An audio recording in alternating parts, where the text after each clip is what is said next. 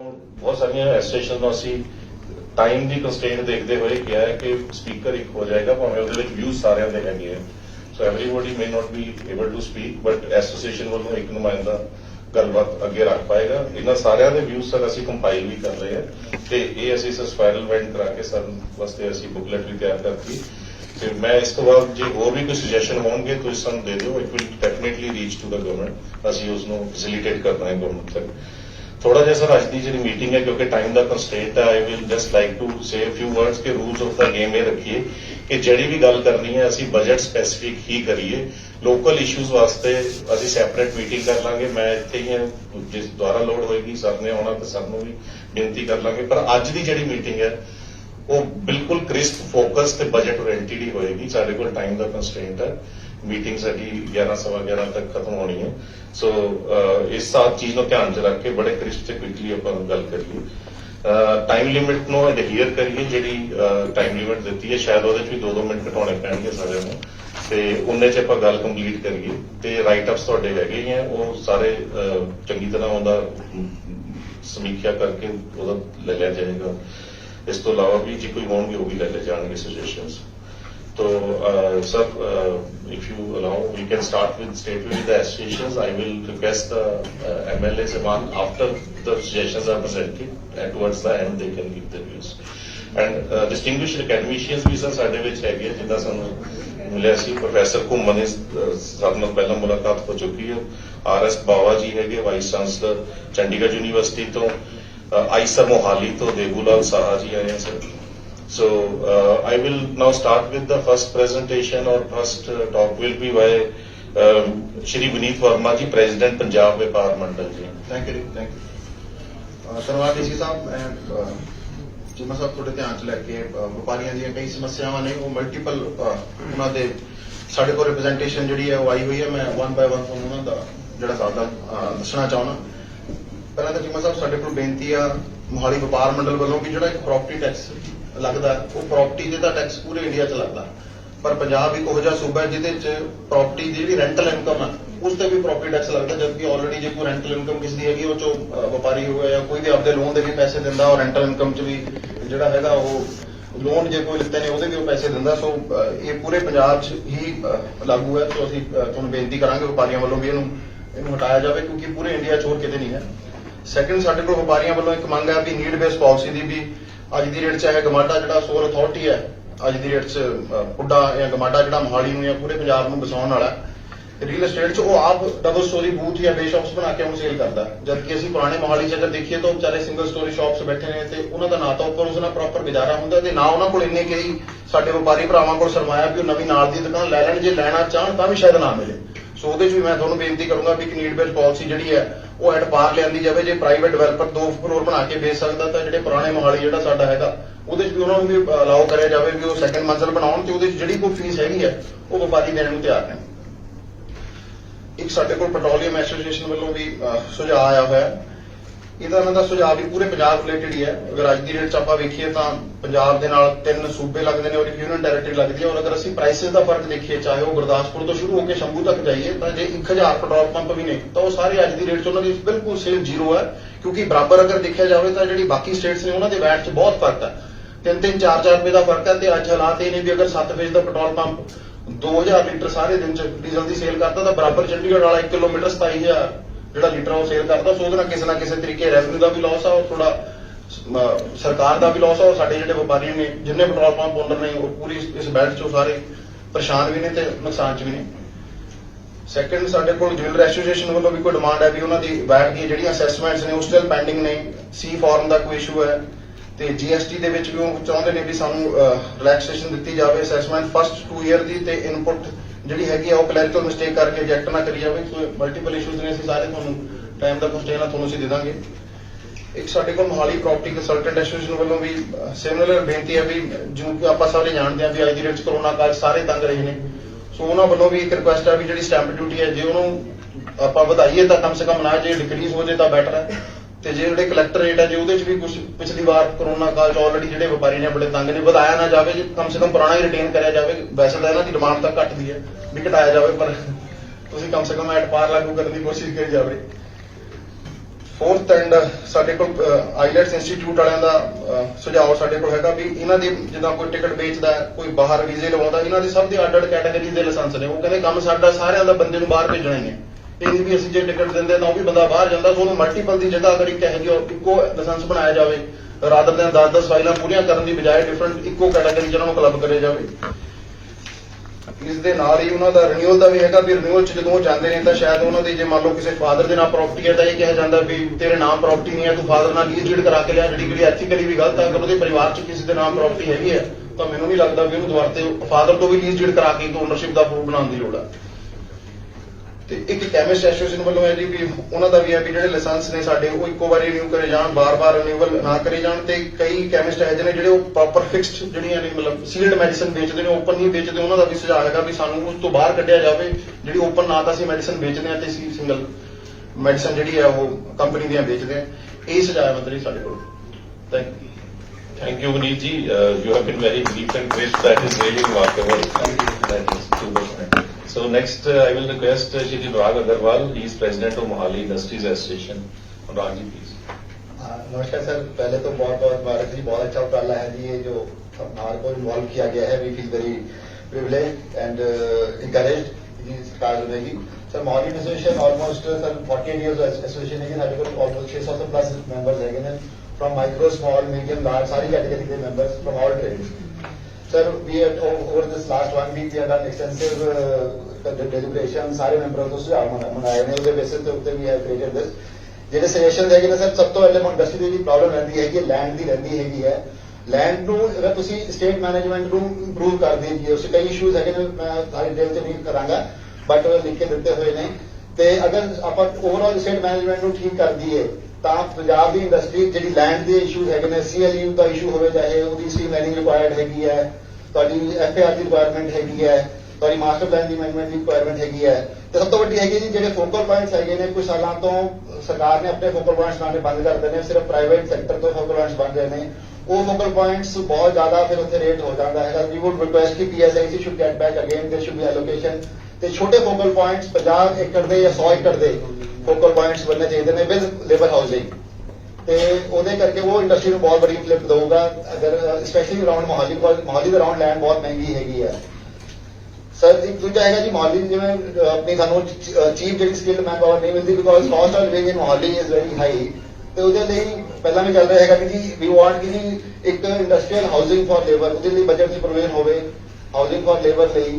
ਤੇ even if can happen ਕਿ PPP mode ਅਗਰ ਸਰਕਾਰ ਲੈਂਡ ਪ੍ਰੋਵਾਈਡ ਕਰਾ ਦੇ ਥਰੂ ਸ਼ਾਨਦਾਰ ਪਲਾਨ ਦੀ ਕੋਈ ਅਵੇਲੇਬਿਲਿਟੀ ਹੋ ਜੇ ਤੇ industrial houses can build their housing ਜਿਹੜੇ ਉਹ ਅਲਾਟਮੈਂਟ ਕਰ ਸਕਦੇ ਨੇ ਆਪਣੇ ਵਰਕਰਸ ਨੂੰ ਔਨ ਰੈਂਟਲ ਬੇਸਿਸ। ਉਹਦੇ ਨਾਲ ਬਹੁਤ ਜ਼ਿਆਦਾ ਫਰਕ ਪਊਗਾ। ਜਿਹੜੇ ਸਾਡੇ ਬਾਰਡਰ ਸਟੇਟ ਦੇ ਯੁਵਕ ਹੈਗੇ ਨੇ ਉਹ ਮੋਹਾਲੀ ਆ ਕੇ ਰਹਿਣਾ ਨਹੀਂ ਚਾਹੁੰਦੇ ਬਿਕੋਜ਼ ਉੱਥੇ ਕਾਸਟ ਇੰਨੀ ਜ਼ਿਆਦਾ ਹੁੰਦੀ ਰਹਿੰਦੀ ਕਿ ਉਹਨਾਂ ਨੂੰ ਕੋਈ ਬਚਦਾ ਨਹੀਂ ਹੈ। ਤੇ we can attract generate out of employment hair.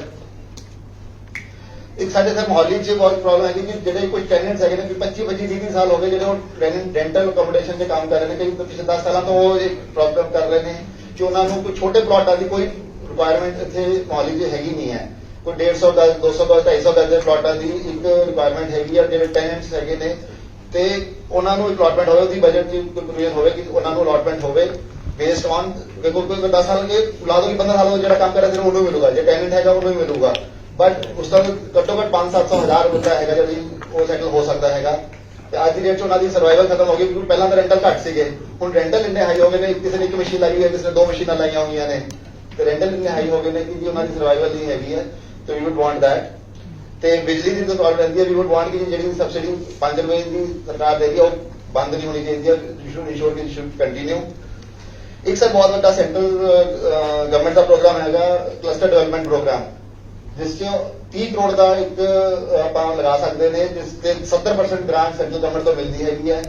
Unfortunately Punjab ਨੇ ਉਹਦਾ ਫਾਇਦਾ ਨਹੀਂ ਚੱਕ ਪਾਇਆ। ਇੱਕ ਦੋ ਹੀ ਕਲਸਟਰ ਲੱਗੇ ਨੇ। ਮੋਹਾਲੀ 'ਚ ਪਹਿਲਾ ਕਲਸਟਰ ਲੱਗਿਆ ਸੀਗਾ ਤੇ ਉਹਦਾ ਮੇਜਰ ਕਾਰਨ ਰਹਿੰਦਾ ਹੈ ਕਿ 10% ਜਿਹੜੀ ਉਹਦੀ 70-20-20 ਉਹਦੀ ਹੈਗੀ ਹੈ। 70% central government, 20% cluster owners and 10% state government has to contribute towards that.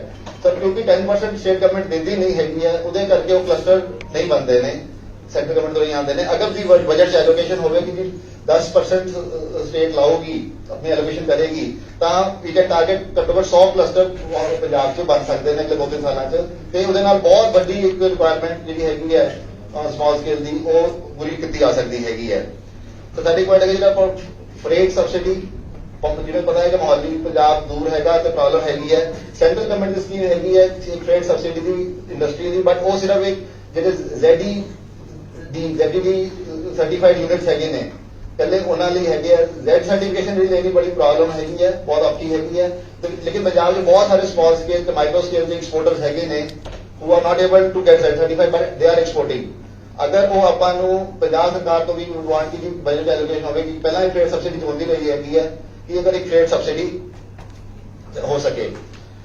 ਦੂਜਾ ਹੈਗਾ ਸਰ ਆਪਕੀ ਆਫ ਇੰਡਸਟਰੀਅਲ ਫੋਕਲ ਪੁਆਇੰਟਸ ਦਾ ਇਸ਼ੂ ਹੈਗਾ। ਪੰਜਾਬ 'ਚ ਜਿਹੜੇ ਫੋਕਲ ਪੁਆਇੰਟ ਤੁਹਾਨੂੰ ਪਤਾ ਬਹੁਤ ਬੁਰੇ ਹਾਲ ਹੈਗੇ ਨੇ ਤੇ ਇੱਕ ਇੰਡਸਟਰੀਅਲ ਮੇਨਟੇਨੈਂਸ ਐਕਟ ਅਕਾਲੀ ਸਰਕਾਰ ਨੇ 2012 'ਚ ਬਣਾਇਆ ਸੀਗਾ ਬਟ ਉਹ ਨਾਨ ਸਟਾਰਟਰ ਰਿਹਾ ਬਿਕॉज ਉਸਦੀ ਰਿਕੁਆਇਰਮੈਂਟ ਸੀਗੀ ਕਿ ਇੱਕ SPV ਬਣੂਗਾ ਇੰਡਸਟਰੀਅਲ ਫੋਕਲ ਪੁਆਇੰਟ 'ਚ ਤੇ ਉਹ SPV ਸਾਰੀ ਮੇਨਟੇਨੈਂਸ ਦੇ ਕਵਰ ਕਰੂਗਾ ਬਟ ਉਸ 'ਚ ਰਿਕੁਆਇਰਮੈਂਟ ਸੀਗੀ ਕਿ ਜਿਹੜਾ ਪ੍ਰੋਪਰਟੀ ਟੈਕਸ ਉੱਥੇ ਏਰੀਆ 'ਚ ਇਕੱਠਾ ਹੁੰਦਾ ਹੈਗਾ ਉਹ SPV ਨੂੰ ਟ੍ਰਾਂਸਫਰ ਹੋਏਗਾ। तो municipal corporations are not willing to give up their right on the property tax. तो वी वुड वांट कि ज्यादा वो SPV बना के वो कितना जावे। We have been fighting for last 5 years कि वो करो कई वाली हो गया SPV बन गई थी मॉली च but then ultimately local body सेट भी ਆਪਾਂ प्रॉपर्टी टैक्स ਤੁਹਾਨੂੰ ਨਹੀਂ ਦੇਵਾਂਗੇ ਤੁਸੀਂ ਹੋਰ ਪੈਸੇ ਇਕੱਠੇ ਕਰਨੇ ਕਰ ਲਓ ਠੀਕ ਹੈ ਮੇਨਟੇਨੈਂਸ ਲਈ ਤੇ ਉਹਦੇ ਲਈ ਤਾਂ ਅਸੀਂ ਰੈਡੀ ਹੁੰਦੇ ਤਾਂ ਅਗਰ ਉਹ ਹੋ ਜਾਏ ਜਾਂ ਫਿਰ ਹੋਗਾ ਕਿ ਜਿਹੜਾ ਵੀ ਪ੍ਰॉपर्टी टैक्स ਇਕੱਠਾ ਹੁੰਦਾ ਹੈਗਾ ਉਹ ਫੋਕਲ ਪੁਆਇੰਟ 'ਚ ਇੱਕ ਫੁੱਲੀ ਨਾ ਹੋਵੇ 50% ਉਹਦੀ ਪ੍ਰਭਾਵ ਹੋਣਾ ਚਾਹੀਦਾ ਕਿ ਜਿਹੜਾ ਫੋਕਲ ਪੁਆਇੰਟ ਤੋਂ ਟੈਕਸ ਇਕੱਠਾ ਹੁੰਦਾ ਹੈ ਪ੍ਰੋਪਰਟੀ ਟੈਕਸ ਉਹ ਫੋਕਲ ਪੁਆਇੰਟ 'ਚ ਘੱਟੋ ਘੱਟ 50% ਲੱਗੂਗਾ ਤੇ ਉਹਦਾ ਕੋਈ ਜ਼ਿਆਦਾ ਬਜਟ ਹੋ ਜਾਏਗੀ 50% ਘੱਟੋ ਘੱਟ 50% ਸੋਲੀ ਨਾ ਲੱਗੇ 50% ਘੱਟੋ ਘੱਟ ਫੋਕਲ ਪੁਆਇੰਟ ਲੱਗਣਾ ਚਾਹੀਦਾ ਅਗਰ ਉਹ SPV ਨਾਲ ਪ੍ਰੋਪਰਟੀ ਟੈਕਸ ਨਹੀਂ ਟ੍ਰਾਂਸਫਰ ਕਰ ਸਕਦੇ। ਇੱਕ ਸਰ ਬਹੁਤ ਵੱਡਾ ਚੀਜ਼ ਇੰਡਸਟਰੀ ਦੀ ਹੈਗੀ ਹੈ ਜੀ 2018 'ਚ ਪੰਜਾਬ ਸਟੇਟ ਡਿਵੈਲਪਮੈਂਟ ਟੈਕਸ ਸਰਕਾਰ ਲੈ ਕੇ ਆਈ ਸੀ ਜਿਹੜਾ ਪ੍ਰੈਕਟੀਕਲੀ ਨਾਨ ਸਟਾਰਟਰ ਸੀਗਾ ਨਾ ਹੀ ਉਹਦੀ ਕੋਈ ਜ਼ਿਆਦਾ ਟੈਕਸ ਪੋਲਿਸੀ ਹੋਈ ਹੈਗੀ ਹੈ। ਉਹਦੀ ਫਾਈਲਿੰਗ ਸਿਸਟਮ ਇੰਨੀ ਜ਼ਿਆਦਾ ਪ੍ਰੋਬਲਮ ਸੀਗੀ ਕਿ ਸਮਾਲ ਸਕੇਲ ਉਹਦੇ ਨਾਲ ਨਹੀਂ ਕਰ ਪਾ ਰਹੀ ਸੀਗੀ ਟੋਪ ਅਪ ਤੇ ਆਲਸੋ ਇਹ ਸੀਗਾ ਕਿ ਜਿਹੜਾ ਉਹ ਰਿਕੁਆਇਰਮੈਂਟ ਸੀਗੀ ਕਿ ਜਿਹੜੇ ਵਰਕਰ EMPLOYE ਦੇ ਪੈਸੇ ਕੱਟ ਕੇ ਉਹ ਜਮ੍ਹਾਂ ਕਰਾਣੇ ਸੀਗੇ 200 ਰੁਪਏ ਪਰ ਮੰਥ ਉਹਦਾ ਤੇ ਉਹਦੇ ਕਰਕੇ ਸਰ EMPLOYE ਰਿਲੇਸ਼ਨਸ਼ਿਪ ਵੀ ਪੰਜਾਬ 'ਚ ਡਿਸਟਰਬ ਹੋ ਰਿਹਾ ਸੀ ਹੁੰਦਾ ਹੈਗਾ ਤੇ ਵੀ ਰਿਕੁਐਸਟ ਕਿ ਜੋ ਰਿਗਰੈਸਿਵ ਟੈਕਸ ਹੈਗਾ ਤੇ ਉਸ ਬਜਟ 'ਚ ਉਹਨੂੰ ਅਬੋਲਿਸ਼ ਕੀਤਾ ਜਾਵੇ ਸਰ। ਤੇ ਇੱਕ ਸਰ ਜਿਵੇਂ ਗ੍ਰੀਨ એનર્ਜੀ ਲਈ ਸਾਡੀ ਰਿਕੁਆਇਰਮੈਂਟ ਹੈਗੀ ਹੈ ਕਿ ਕੋਈ ਸ਼ੋਰ ਗ੍ਰੀਨ એનર્ਜੀ ਉੱਥੇ ਬਿਜਲੀ ਵੀ ਪੈਦਾ ਹੋਊਗੀ ਤੇ ਹੋਗਾ ਅਗਰ ਆਪਣਾ ਜਿਹੜੇ ਸੋਲਰ ਪਲਾਂਟ ਲਾਉਣ ਦੀ ਜਿਹੜੇ ਲਾਰਜ ਸਕੇਲ ਯੂਨਿਟਸ ਹੈ ਡੀਐਸਪੀ ਪਲਾਂਟ ਕੀ ਉਹਨਾਂ ਨੂੰ ਕੰਪਲਸਰੀ ਕੀਤਾ ਜਾਵੇ ਕਿ ਸੋਲਰ ਪਲਾਂਟ ਲਾਉਣ ਤਾਂ ਸਰਕਾਰ ਉਸ 'ਚ 50% ਸਬਸਿਡੀ ਦੇਵੇ। ਵੀ ਆਰ ਵੈਰੀ ਸ਼ੋਰ ਕਿ ਤੁਸੀਂ ਅਗਰ ਸਬਸਿਡੀ ਦੋਗੇ ਤੇ ਉਹ ਸਰਕਾਰ ਨੂੰ ਅਲਟੀਮੇਟਲੀ ਫਾਇਦਾ ਹੀ ਹੋਊਗਾ ਜਿਹੜੀ ਫ੍ਰੀ ਆਪਾਂ ਦੇਣੀ ਹੈਗੀ ਹੈ ਆਪਾਂ 300 ਯੂਨਿਟ ਦੇਣੇ ਨੇ ਅਗਰ ਸਰ ਬਿਜਲੀ ਆਪਣੀ ਬਣਾ ਲੈਣਗੇ ਤਾਂ ਸਰਕਾਰ ਕੋਲ ਬਿਜਲੀ ਐਕਸਟਰਾ ਹੋ ਜਾਊਗੀ ਜਿਹੜੀ ਉਹ then they can do that scheme of this। ਤੇ ਦੂਜਾ ਹੈਗਾ ਸਰ ਜਿਹੜਾ ਇੱਕ ਡੀਲਿੰਗ ਚਾਰजेस ਪੰਜਾਬ 'ਚ ਹੈਗੇ ਨੇ ਜਿਹੜੇ ਹਰਿਆਣਾ 'ਚ ਨਹੀਂ ਹੈਗੇ ਨੇ। ਡੀਲਿੰਗ ਚਾਰजेस ਦਾ ਬੇਸਿਕਲੀ ਕਿ ਅਗਰ ਮੇਰਾ ਪਲਾਂਟ ਕੋਈ ਮੋਹਾਲੀ 'ਚ ਹੈਗਾ ਤਾਂ ਮੇਰੇ ਕੋਲ ਗੁਰਦਾਸਪੁਰ ਕੋਲ ਲੈਂਡਮੈਨ ਸਸਤੀ ਮਿਲਦੀ ਹੈਗੀ ਹੈ ਤਾਂ ਮੈਂ ਉੱਥੇ 5 ਏਕੜ ਲੈ ਕੇ ਇੱਕ ਆਪਣਾ ਪਲਾਂਟ ਕੈਪਟਿਵ ਪਾਵਰ ਪਲਾਂਟ ਲਗਾ ਸਕਦਾ ਹੈਗਾ ਤੇ ਉੱਥੋਂ ਮੇਰੀ ਬਿਜਲੀ ਮੈਂ ਗ੍ਰਿਡ ਨੂੰ ਦਊਂਗਾ ਤੇ ਗ੍ਰਿਡ ਮੈਨੂੰ ਮਿਲ ਜਾਊਗੀ ਬਟ ਉਹਦੇ ਲਈ ਆਲਮੋਸਟ 2 ਰੁਪਏ unit Punjab PSPCL dealing charges ਲੈਂਦਾ ਹੈਗਾ। ਹਰਿਆਣਾ 'ਚ ਪ੍ਰੋਵੀਜ਼ਨ ਨਹੀਂ ਹੈਗਾ ਨਹੀਂ ਜ਼ੀਰੋ ਹੈ ਉਹਨਾਂ ਦੇ ਬਿਜਲੀ ਚਾਰजेस ਫ੍ਰੀ ਹੈਗੇ ਜ਼ੀਰੋ ਤੇ ਅਗਰ ਉਹ ਬਿਲਿੰਗ ਚਾਰजेस ਖਤਮ ਕਰਦੇ ਜਾਣ ਤਾਂ ਆਈ ਥਿੰਕ ਉਹ ਵੀ ਇੰਡਸਟਰੀ ਲਈ ਬਹੁਤ ਹੋਵੇਗੀ ਜਿਹੜੀ ਇੰਡਸਟਰੀ ਆਪਾਂ 2 ਏਕੜ 4 ਏਕੜ ਸ਼ਹਿਰ ਤੋਂ ਦੂਰ ਲੈ ਕੇ ਕਿਉਂਕਿ ਸ਼ਹਿਰ ਦੇ ਅੰਦਰ ਲਾਣੇ ਮੁਸ਼ਕਿਲ ਹੁੰਦੇ ਨੇ ਦੂਰ ਲੈ ਕੇ ਉੱਥੋਂ ਬਿਜਲੀ ਬਣਾ ਸਕਦੇ ਨੇ ਸੋਲਰ ਪਲਾਂਟ ਲਗਾ ਸਕਦੇ ਨੇ ਤੇ ਆਪਾਂ ਇੰਡਸਟਰੀ ਨੂੰ ਕੈਪਟਿਵ ਪਾਵਰ ਪਲਾਂਟਸ ਹੋਣਗੇ ਸਾਰਾ ਜਿਹੜੀ ਬਿਜਲੀ ਹੋਗੀ ਉਹ ਪਲਾਂਟ ਆਪਣੇ ਆਪ ਲਊਗਾ ਜੀ। ਇੱਕ ਹੈਗਾ ਜੀ ਟਰਾਂਸਪੋਰਟੇਸ਼ਨ ਆਫ ਵਰਕਰਸ ਉਹ ਜੋ ਇੰਡਸਟਰੀ ਬਾਹਰ ਲੱਗਦੀ ਹੈਗੀ ਹੈ ਤੇ ਆਪਣੇ ਵਰਕਰਸ ਦੀ ਟਰਾਂਸਪੋਰਟੇਸ਼ਨ ਲਈ ਉਹ ਆਪਣੀ ਬੱਸਾਂ ਯੂਜ਼ ਕਰਦੇ ਨੇ ਤੇ ਉਹਨੂੰ ਡਿਸਇਨਸੈਂਟਿਵ ਬਣਾ ਜਾਂਦਾ ਕਿ ਜਿਹੜੇ ਉਹ ਬੱਸਸ ਹੈਗੀਆਂ ਜਿਹੜੀ ਕੰਪਨੀ ਦੀ ਆਪਣੀਆਂ ਓਨਡ ਹੈਗੀਆਂ ਨੇ ਆਪਣੇ ਵਰਕਰਸ ਨੂੰ ਸਿਰਫ ਟਰਾਂਸਪੋਰਟ ਕਰਨ ਲਈ ਯੂਜ਼ ਹੁੰਦੀਆਂ ਨੇ ਉੱਥੇ ਕਮਰਸ਼ੀਅਲ ਚਾਰजेस ਟਰਾਂਸਪੋਰਟ ਦੇ ਹੈਗੇ ਨੇ ਤੇ ਵੀ ਵਾਂਟ ਕਿ ਉਹ ਕਮਰਸ਼ੀਅਲ ਚਾਰजेस ਨਹੀਂ ਹੋਣੇ ਚਾਹੀਦੇ ਨੇ ਸਬਸਿਡਾਈਜ਼ ਹੋਣ ਜਾਂ ਫ੍ਰੀ ਕੋਈ ਚਾਰਜ ਨਹੀਂ ਹੋਣਾ ਚਾਹੀਦਾ ਜਾਂ ਜਿਹੜੇ ਜਿਵੇਂ ਸਕੂਲਾਂ ਦੇ ਹੈਗੇ ਨੇ ਘੱਟ ਹੈਗੇ ਨੇ ਕਿਉਂਕਿ ਉਹ ਕੋਈ ਕਮਰਸ਼ੀਅਲ ਐਕਟੀਵਿਟੀ ਨਹੀਂ ਹੋ ਰਹੀ ਹੈ ਸਿਰਫ ਆਪਣੇ ਵਰਕਰਸ ਦੀ ਹੀ ਟਰਾਂਸਪੋਰਟੇਸ਼ਨ ਉਹ ਕਰ ਰਹੇ ਨੇ। ਬਿਸਾਈਡਸ ਇਸ ਤਰ੍ਹਾਂ ਜੀ ਜਿਹੜੇ ਆਪਾਂ ਜਿਹੜੇ ਹੈਗੇ ਜਿਹੜੀ ਇੰਡਸਟਰੀਅਲ ਪਾਲਿਸੀ 'ਚ ਜਿਹੜੇ GST ਰਿਬੇਟ ਦਾ ਬਿਗੇਸਟ ਇਨਸੈਂਟਿਵ ਜਿਹੜਾ ਇੰਡਸਟਰੀਅਲ ਪਾਲਿਸੀ 'ਚ ਹੈਗਾ ਪਰ ਉਸ 'ਚ ਬਹੁਤ ਜ਼ਿਆਦਾ ਆਪਣੀ ਕਲੈਰੀਫਿਕੇਸ਼ਨ ਰਿਕੁਆਇਰਡ ਹੈਗੀਆਂ ਨੇ ਜਿਹੜੇ ਅਫਸਰ ਲੋਕਾਂ ਨੂੰ ਵੀ ਨਹੀਂ ਪਤਾ ਲੱਗਦਾ ਤੇ ਕਈ ਸਾਲਾਂ ਤੋਂ ਪੈਂਡਿੰਗ ਚੱਲੀ ਜਾ ਰਹੇ ਨੇ ਤੇ ਵੀ ਵਾਂਟ ਕਿ ਕੋਈ ਉੱਥੇ ਹਾਈ ਪਾਵਰ ਕਮੇਟੀ ਹੋਵੇ ਇਨਵੈਸਟ ਪੰਜਾਬ 'ਚ ਜਿਹੜੀ ਉਹਨੂੰ ਪਹਿਲੇ ਤਾਂ ਜਿਹੜੇ ਇਨਸੈਂਟਿਵਸ ਰੁਕੇ ਪਏ ਨੇ ਉਹ ਬਜਟ 'ਚ ਉਹਦਾ ਫਿਕਸਡ ਡਿਸੀਜਨ ਹੋਵੇ ਕਿ ਇੰਨੇ ਇਨਸੈਂਟਿਵ ਕਲੀਅਰ ਕਰਨੇ ਨੇ ਤੇ ਉਹ ਟਾਈਮ ਬਾਉਂਡ ਕਲੀਅਰ ਕਰਦੇ ਜਾਣ ਤਾਂ ਹੀ ਉਹ ਇੰਡਸਟਰੀਅਲ ਪਾਲਿਸੀ ਦਾ ਐਕਚੁਅਲ ਫਾਇਦਾ ਹੋਊਗਾ ਇੰਡਸਟਰੀ ਨੂੰ ਅੱਗੇ ਫਲਿਪ ਮਿਲੂਗਾ ਜੀ। ਇੱਕ ਸਰ ਐਗਜ਼ੀਬਿਸ਼ਨ ਸੈਂਟਰ ਦਾ ਮੋਹਾਲੀ 'ਚ ਬਹੁਤ ਰਿਕੁਆਇਰਮੈਂਟ ਹੈਗੀ ਹੈ। ਅਗਰ ਉਹਦੇ ਲਈ ਬਜਟ 'ਚ ਐਲੋਕੇਸ਼ਨ ਹੋਵੇ ਕਿ ਐਗਜ਼ੀਬਿਸ਼ਨ ਸੈਂਟਰ ਮੋਹਾਲੀ 'ਚ ਖੋਲ੍ਹਿਆ ਜਾਊਗਾ। ਪੂਰੇ ਬਾਜ਼ਾਰ 'ਚ ਕੋਈ ਐਗਜ਼ੀਬਿਸ਼ਨ ਸੈਂਟਰ ਨਹੀਂ ਹੈਗਾ ਜਿਵੇਂ ਪ੍ਰਗਤੀ ਮੈਦਾਨ ਦੇ ਟਾਈਪ ਦਾ, ਤੇ ਉਹਦੇ ਨਾਲ ਟ੍ਰੇਡ ਫੇਅਰਸ ਜਿਹੜੇ ਹੋ ਸਕਦੇ ਨੇ ਉਹਦੇ ਨਾਲ ਵੀ ਇੰਡਸਟਰੀ ਨੂੰ ਬਹੁਤ ਇੰਪਰੂਵਮੈਂਟ ਹੋਏਗੀ। ਜਿਹੜੇ ਪੈਂਡਿੰਗ ਵੈਟ ਅਸੈਸਮੈਂਟ ਸੀਗੇ ਤੇ ਬਹੁਤ ਸਾਰੇ ਕੇਸਿਸ ਤਾਂ ਜਿਹੜੀ ਰਾਜ ਸਰਕਾਰ ਨੇ ਕੈਂਸਲ ਕੀਤੇ ਸੀ, ਬਟ ਫਿਰ ਵੀ ਕੁਝ ਵੈਟ ਅਸੈਸਮੈਂਟ ਰਹਿ ਗਏ ਨੇ। ਵੀ ਵਾਂਟ ਕਿ ਹੋਰ ਅਨਨੈਸੈਸਰੀ ਲੈ ਕੇ ਆਈ ਜਾਵੇ ਜਿੱਥੇ ਸਾਰੇ ਜਿਹੜੇ ਕਵਰ ਹੋ ਜਾਣ, ਜਿਹੜੇ ਪੈਂਡਿੰਗ ਵੈਟ ਕੇਸਿਸ ਹੈਗੇ ਨੇ। ਉਹ 2016-17 ਤੱਕ ਲਿਮਿਟੇਸ਼ਨ ਵੀ ਆਉਣ ਵਾਲੀ ਕਿ ਲਾਸਟ ਪੈਂਡਿੰਗ ਜਿਹੜਾ ਵੈਟ ਅਸੈਸਮੈਂਟ ਸੀਗੀ ਉਹ 2016-17 ਦੀ ਸੀਗੀ, ਜੁਲਾਈ 17 ਤੱਕ ਦੀ ਸੀਗੀ। ਤੇ ਅਗਰ ਉਹ ਨੈਸੈਸਰੀ ਲਾ ਕੇ ਇੱਕ ਵਾਰੀ 1 to 1 ਕਲੀਅਰ ਕੀਤਾ ਜਾਵੇ ਜਿਹੜੇ ਫਾਰਮਸ ਦੇ ਬਿਨਾਂ। ਤੇ ਇੱਕ ਗੱਲ ਇਹ ਵੀ ਕਿ ਇੱਥੇ ਕਾਰਗੋ ਹੱਬ ਮੋਹਾਲੀ ਇੰਟਰਨੈਸ਼ਨਲ ਏਅਰਪੋਰਟ ਬਣ ਗਿਆ ਹੈਗਾ, ਤੇ ਇੱਥੇ ਅਗਰ ਕਾਰਗੋ ਹੱਬ ਦੀ ਐਲੋਕੇਸ਼ਨ ਬਜਟ 'ਚ ਹੋਵੇ ਤੇ ਟਾਰਗੇਟ ਹੋਵੇ ਜੀ ਇੱਥੇ ਕਾਰਗੋ ਹੱਬ ਕ੍ਰੀਏਟ ਕੀਤਾ ਜਾਊਗਾ, ਉਹਦੇ ਨਾਲ ਬਹੁਤ ਜ਼ਿਆਦਾ ਬੈਨੀਫਿਟ ਮਿਲੂਗਾ। ਇੰਟਰਨੈਸ਼ਨਲ ਫਲਾਈਟਸ ਆਏ ਵੀ ਸਰਕਾਰ ਨੂੰ ਕੋਸ਼ਿਸ਼ ਕਰਨਾ ਚਾਹੀਦਾ। ਕਈ ਸਾਲ ਹੋ ਗਏ ਨੇ, ਪਤਾ ਨਹੀਂ ਕਿ ਸਾਨੂੰ ਨਹੀਂ ਪਤਾ ਕਿ ਮੋਹਾਲੀ ਐਸੋਸੀਏਸ਼ਨ ਆਪਾਂ ਨੇ ਆਲਰੇਡੀ PIL ਪਾਈ ਹੋਈ ਹੈਗੀ ਹੈ ਫਰੋਮ ਮੋਹਾਲੀ ਐਸੋਸੀਏਸ਼ਨ, ਜਿਹੜੀ ਪਿਛਲੇ 2 ਸਾਲਾਂ ਤੋਂ ਚੱਲ ਰਹੀ ਹੈਗੀ ਹੈ from in the high court. ਤੇ ਬਟ ਸਰਕਾਰ ਦੀ ਕੋਸ਼ਿਸ਼ ਕਰੀ ਹੁਣ ਇੱਕੋ ਫਲਾਈਟ ਚੱਲਦੀ ਹੈਗੀ ਹੈ ਕਿ ਹੁਣ ਇੰਨੇ ਸਾਲਾਂ 1400 ਕਰੋੜ ਰੁਪਏ ਲਾਦਾ ਸਰਕਾਰ ਦਾ, ਤੇ ਇੰਟਰਨੈਸ਼ਨਲ ਫਲਾਈਟ ਚੱਲਦੇ ਨਹੀਂ ਹੈ ਤੇ ਉੱਥੇ ਉਹਨੂੰ ਹੋਵੇ। ਇੱਕ ਸਰ ਮੈਨ ਪਾਵਰ ਦਾ ਇਸ਼ੂ ਬਹੁਤ ਜ਼ਿਆਦਾ ਹੈਗਾ, ਜਿਹੜਾ ਅੱਜ ਦੀ ਡੇਟ 'ਚ ਪੂਰੇ ਮੋਹਾਲੀ 'ਚ 2 ਜਾਂ 3 ਲਾਈਨਮੈਨ ਹੈਗੇ ਨੇ। ਬਿਜਲੀ ਦੀ ਐਗਜ਼ਾਮਪਲ ਆਪਾਂ ਲਈਏ ਤਾਂ ਉਹ 9 ਫੇਜ਼ ਤੋਂ ਲੈ ਕੇ ਉੱਥੇ ਤੱਕ ਉਹਨਾਂ ਨੂੰ ਹੈਗਾ ਇੱਕ ਫਾਲਟ ਪੈ ਜੇ ਤਾਂ 6-6 ਘੰਟੇ ਉਹ ਅਟੈਂਡ ਨਹੀਂ ਹੁੰਦਾ। ਤੇ ਮੈਨ ਕਹਿੰਦਾ ਸਾਡੇ ਕੋਲ ਮੈਨ ਪਾਵਰ ਨਹੀਂ ਜੀ, ਕਹਿੰਦੇ ਉਹ 9 ਫੇਜ਼ ਗਿਆ ਹੋਇਆ ਉੱਥੋਂ ਆਊਗਾ ਤਾਂ ਕਰੂਗਾ। ਤੇ ਸਰਕਾਰ ਨੇ ਨੌਕਰੀਆਂ ਦੀ ਰਿਕੁਆਇਰਮੈਂਟ ਜਨਰੇਟ ਕਰਨੀ ਹੈਗੀ ਹੈ, ਤੇ ਅਗਰ ਉਹ ਇਹ ਹੋਵੇ ਕਿ ਸਾਰੇ ਜਿਹੜੀ ਰਿਕੁਆਇਰਮੈਂਟ ਹੈਗੀ ਹੈ ਮੈਨ ਪਾਵਰ ਦੀ ਉਹ ਸੇਮ ਇੰਡਸਟਰੀ ਡਿਪਾਰਟਮੈਂਟ 'ਚ ਵੀ ਸਹੀ ਹੈਗਾ। ਸਾਡੇ ਕੇਸਿਸ ਹੁੰਦੇ ਨੇ ਲੜਕਦੇ ਰਹਿੰਦੇ ਨੇ ਕਿਉਂਕਿ ਜੀ ਉਹ ਕਹਿੰਦੇ ਨੇ ਡਬਲ ਚਾਰਜ ਹੈਗਾ ਜੀ, ਸਾਡੇ ਕੋਲ ਬੰਦੇ ਨਹੀਂ ਹੈਗੇ ਨੇ ਜੀ। ਤੇ ਅਗਰ ਉਹ ਮੈਨ ਪਾਵਰ ਪ੍ਰੋਪਰਲੀ ਐਲੋਕੇਸ਼ਨ ਹੋ ਜਾਏ ਬਜਟ 'ਚ ਤੇ ਇਹ ਮੈਨ ਪਾਵਰ ਇੰਪਰੂਵਮੈਂਟ ਹੋਏਗੀ ਤੇ ਆਈ ਥਿੰਕ ਇਹਦਾ ਬਹੁਤ ਫਾਇਦਾ ਹੋਵੇਗਾ। ਮਤਲਬ ਅਗਰ ਇੱਕ ਦਿਨ ਉਹ 6 ਘੰਟੇ ਵੀ ਅਗਰ ਉਹ ਬਿਜਲੀ ਚੱਲਦੀ ਹੈ ਹੋਰ ਉਹ ਇੱਕ ਬੇਖਾਲੇ ਮੁਲਾਜ਼ਮ ਦੀ ਤਨਖਾਹ ਨਿਕਲ ਜਾਊਗੀ ਅਗਰ ਫਾਲਟ ਜਲਦੀ ਅਟੈਂਡ ਹੋ ਜਾਏ ਤਾਂ। ਤੇ ਇਹ ਸਰ ਇੱਕ ਸਾਡੇ ਸਾਡੇ ਜਿਹੜੇ ਡੇਰਾਬੱਸੀ ਸਟੇਸ਼ਨ ਤੇ ਆਏ ਹੋਏ ਨੇ ਉਹਨਾਂ ਦੇ ਕੁਝ ਪੁਆਇੰਟ ਸੀਗੇ ਕਿ ਜਿਹੜੇ special subsidy for agro industry Mohali Punjab 'ਚ ਹੋਣੀ ਚਾਹੀਦੀ ਹੈਗੀ ਹੈ, ਤੇ mandatory price reference for purchase ਜਿਹੜੀ ਪੰਜਾਬ ਦੇ ਜਿਹੜੇ ਸਪਲਾਇਰ ਜਿਹੜੇ ਪਰਚੇਜ਼ ਕਰ ਰਹੇ ਨੇ ਉਹਨਾਂ ਨੂੰ ਇੱਕ ਮੈਂਡੇਟਰੀ 5% ਉਹਨਾਂ ਨੂੰ ਪ੍ਰਾਈਸ ਰੈਫਰੈਂਸ ਆਪਾਂ ਚਾਹੁੰਦੇ ਹੈਗੇ, ਕਿਉਂਕਿ ਸਾਰਾ ਜਿਹੜਾ ਆਪਾਂ ਰॉ ਮਟੀਰੀਅਲ ਹੈਗਾ ਬਾਹਰੋਂ ਆ ਰਿਹਾ, ਸਾਡੀ ਜਿਹੜੀ ਕਾਸਟ ਆਫ ਪ੍ਰੋਡਕਸ਼ਨ ਹੈਗੀ ਹੈ ਪੰਜਾਬ ਦੀ ਮੈਨੂਫੈਕਚਰਰਸ ਦੀ ਉਹ ਜ਼ਿਆਦਾ ਹੁੰਦੀ ਹੈਗੀ ਹੈ।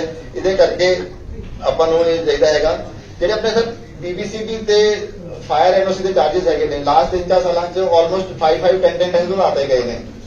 ਪਹਿਲਾਂ ਫਾਇਰ NOC ਦਾ 5000 ਸੀਗਾ, ਹੁਣ 40,000 20,000 25,000 ਕਰਤਾ ਹੈਗਾ। ਤੇ ਜਿਵੇਂ ਵਿਨੀਤ ਜੀ ਨੇ ਵੀ ਕਿਹਾ ਕਿ ਵੀ ਵਾਂਟ ਕਿ ਜਿਹੜੇ ਆਟੋਮੈਟਿਕ ਰਿਨਿਊਅਲ ਜਿਹੜੀ ਆਰਗੈਨਿਕ ਵਾਲੀ ਲੱਗੀ ਹੋਈ ਹੈਗੀ ਉਹਨੂੰ ਹਰ ਵਾਰੀ ਫਾਈਲ ਲਾਣੇ ਦੇ ਬਾਰੇ ਆਟੋਮੈਟਿਕ ਰਿਨਿਊਅਲ ਦਾ ਸਿਸਟਮ ਹੋਵੇ ਤਾਂ ਕਿ ਉਹ ਉਹਦੇ ਚਾਰजेस ਘਟਾਏ ਜਾਣ ਸਰ। ਤੇ ਇਹ ਸਰ ਸਾਡੇ ਕੁਝ ਬਜਟ ਸੀਗੇ ਈਜ਼ ਆਫ ਡੂਇੰਗ ਬਿਜ਼ਨਸ ਦੇ ਕੁਝ ਸੀਗੇ। Thank you sir. Thank you Agarwal sir.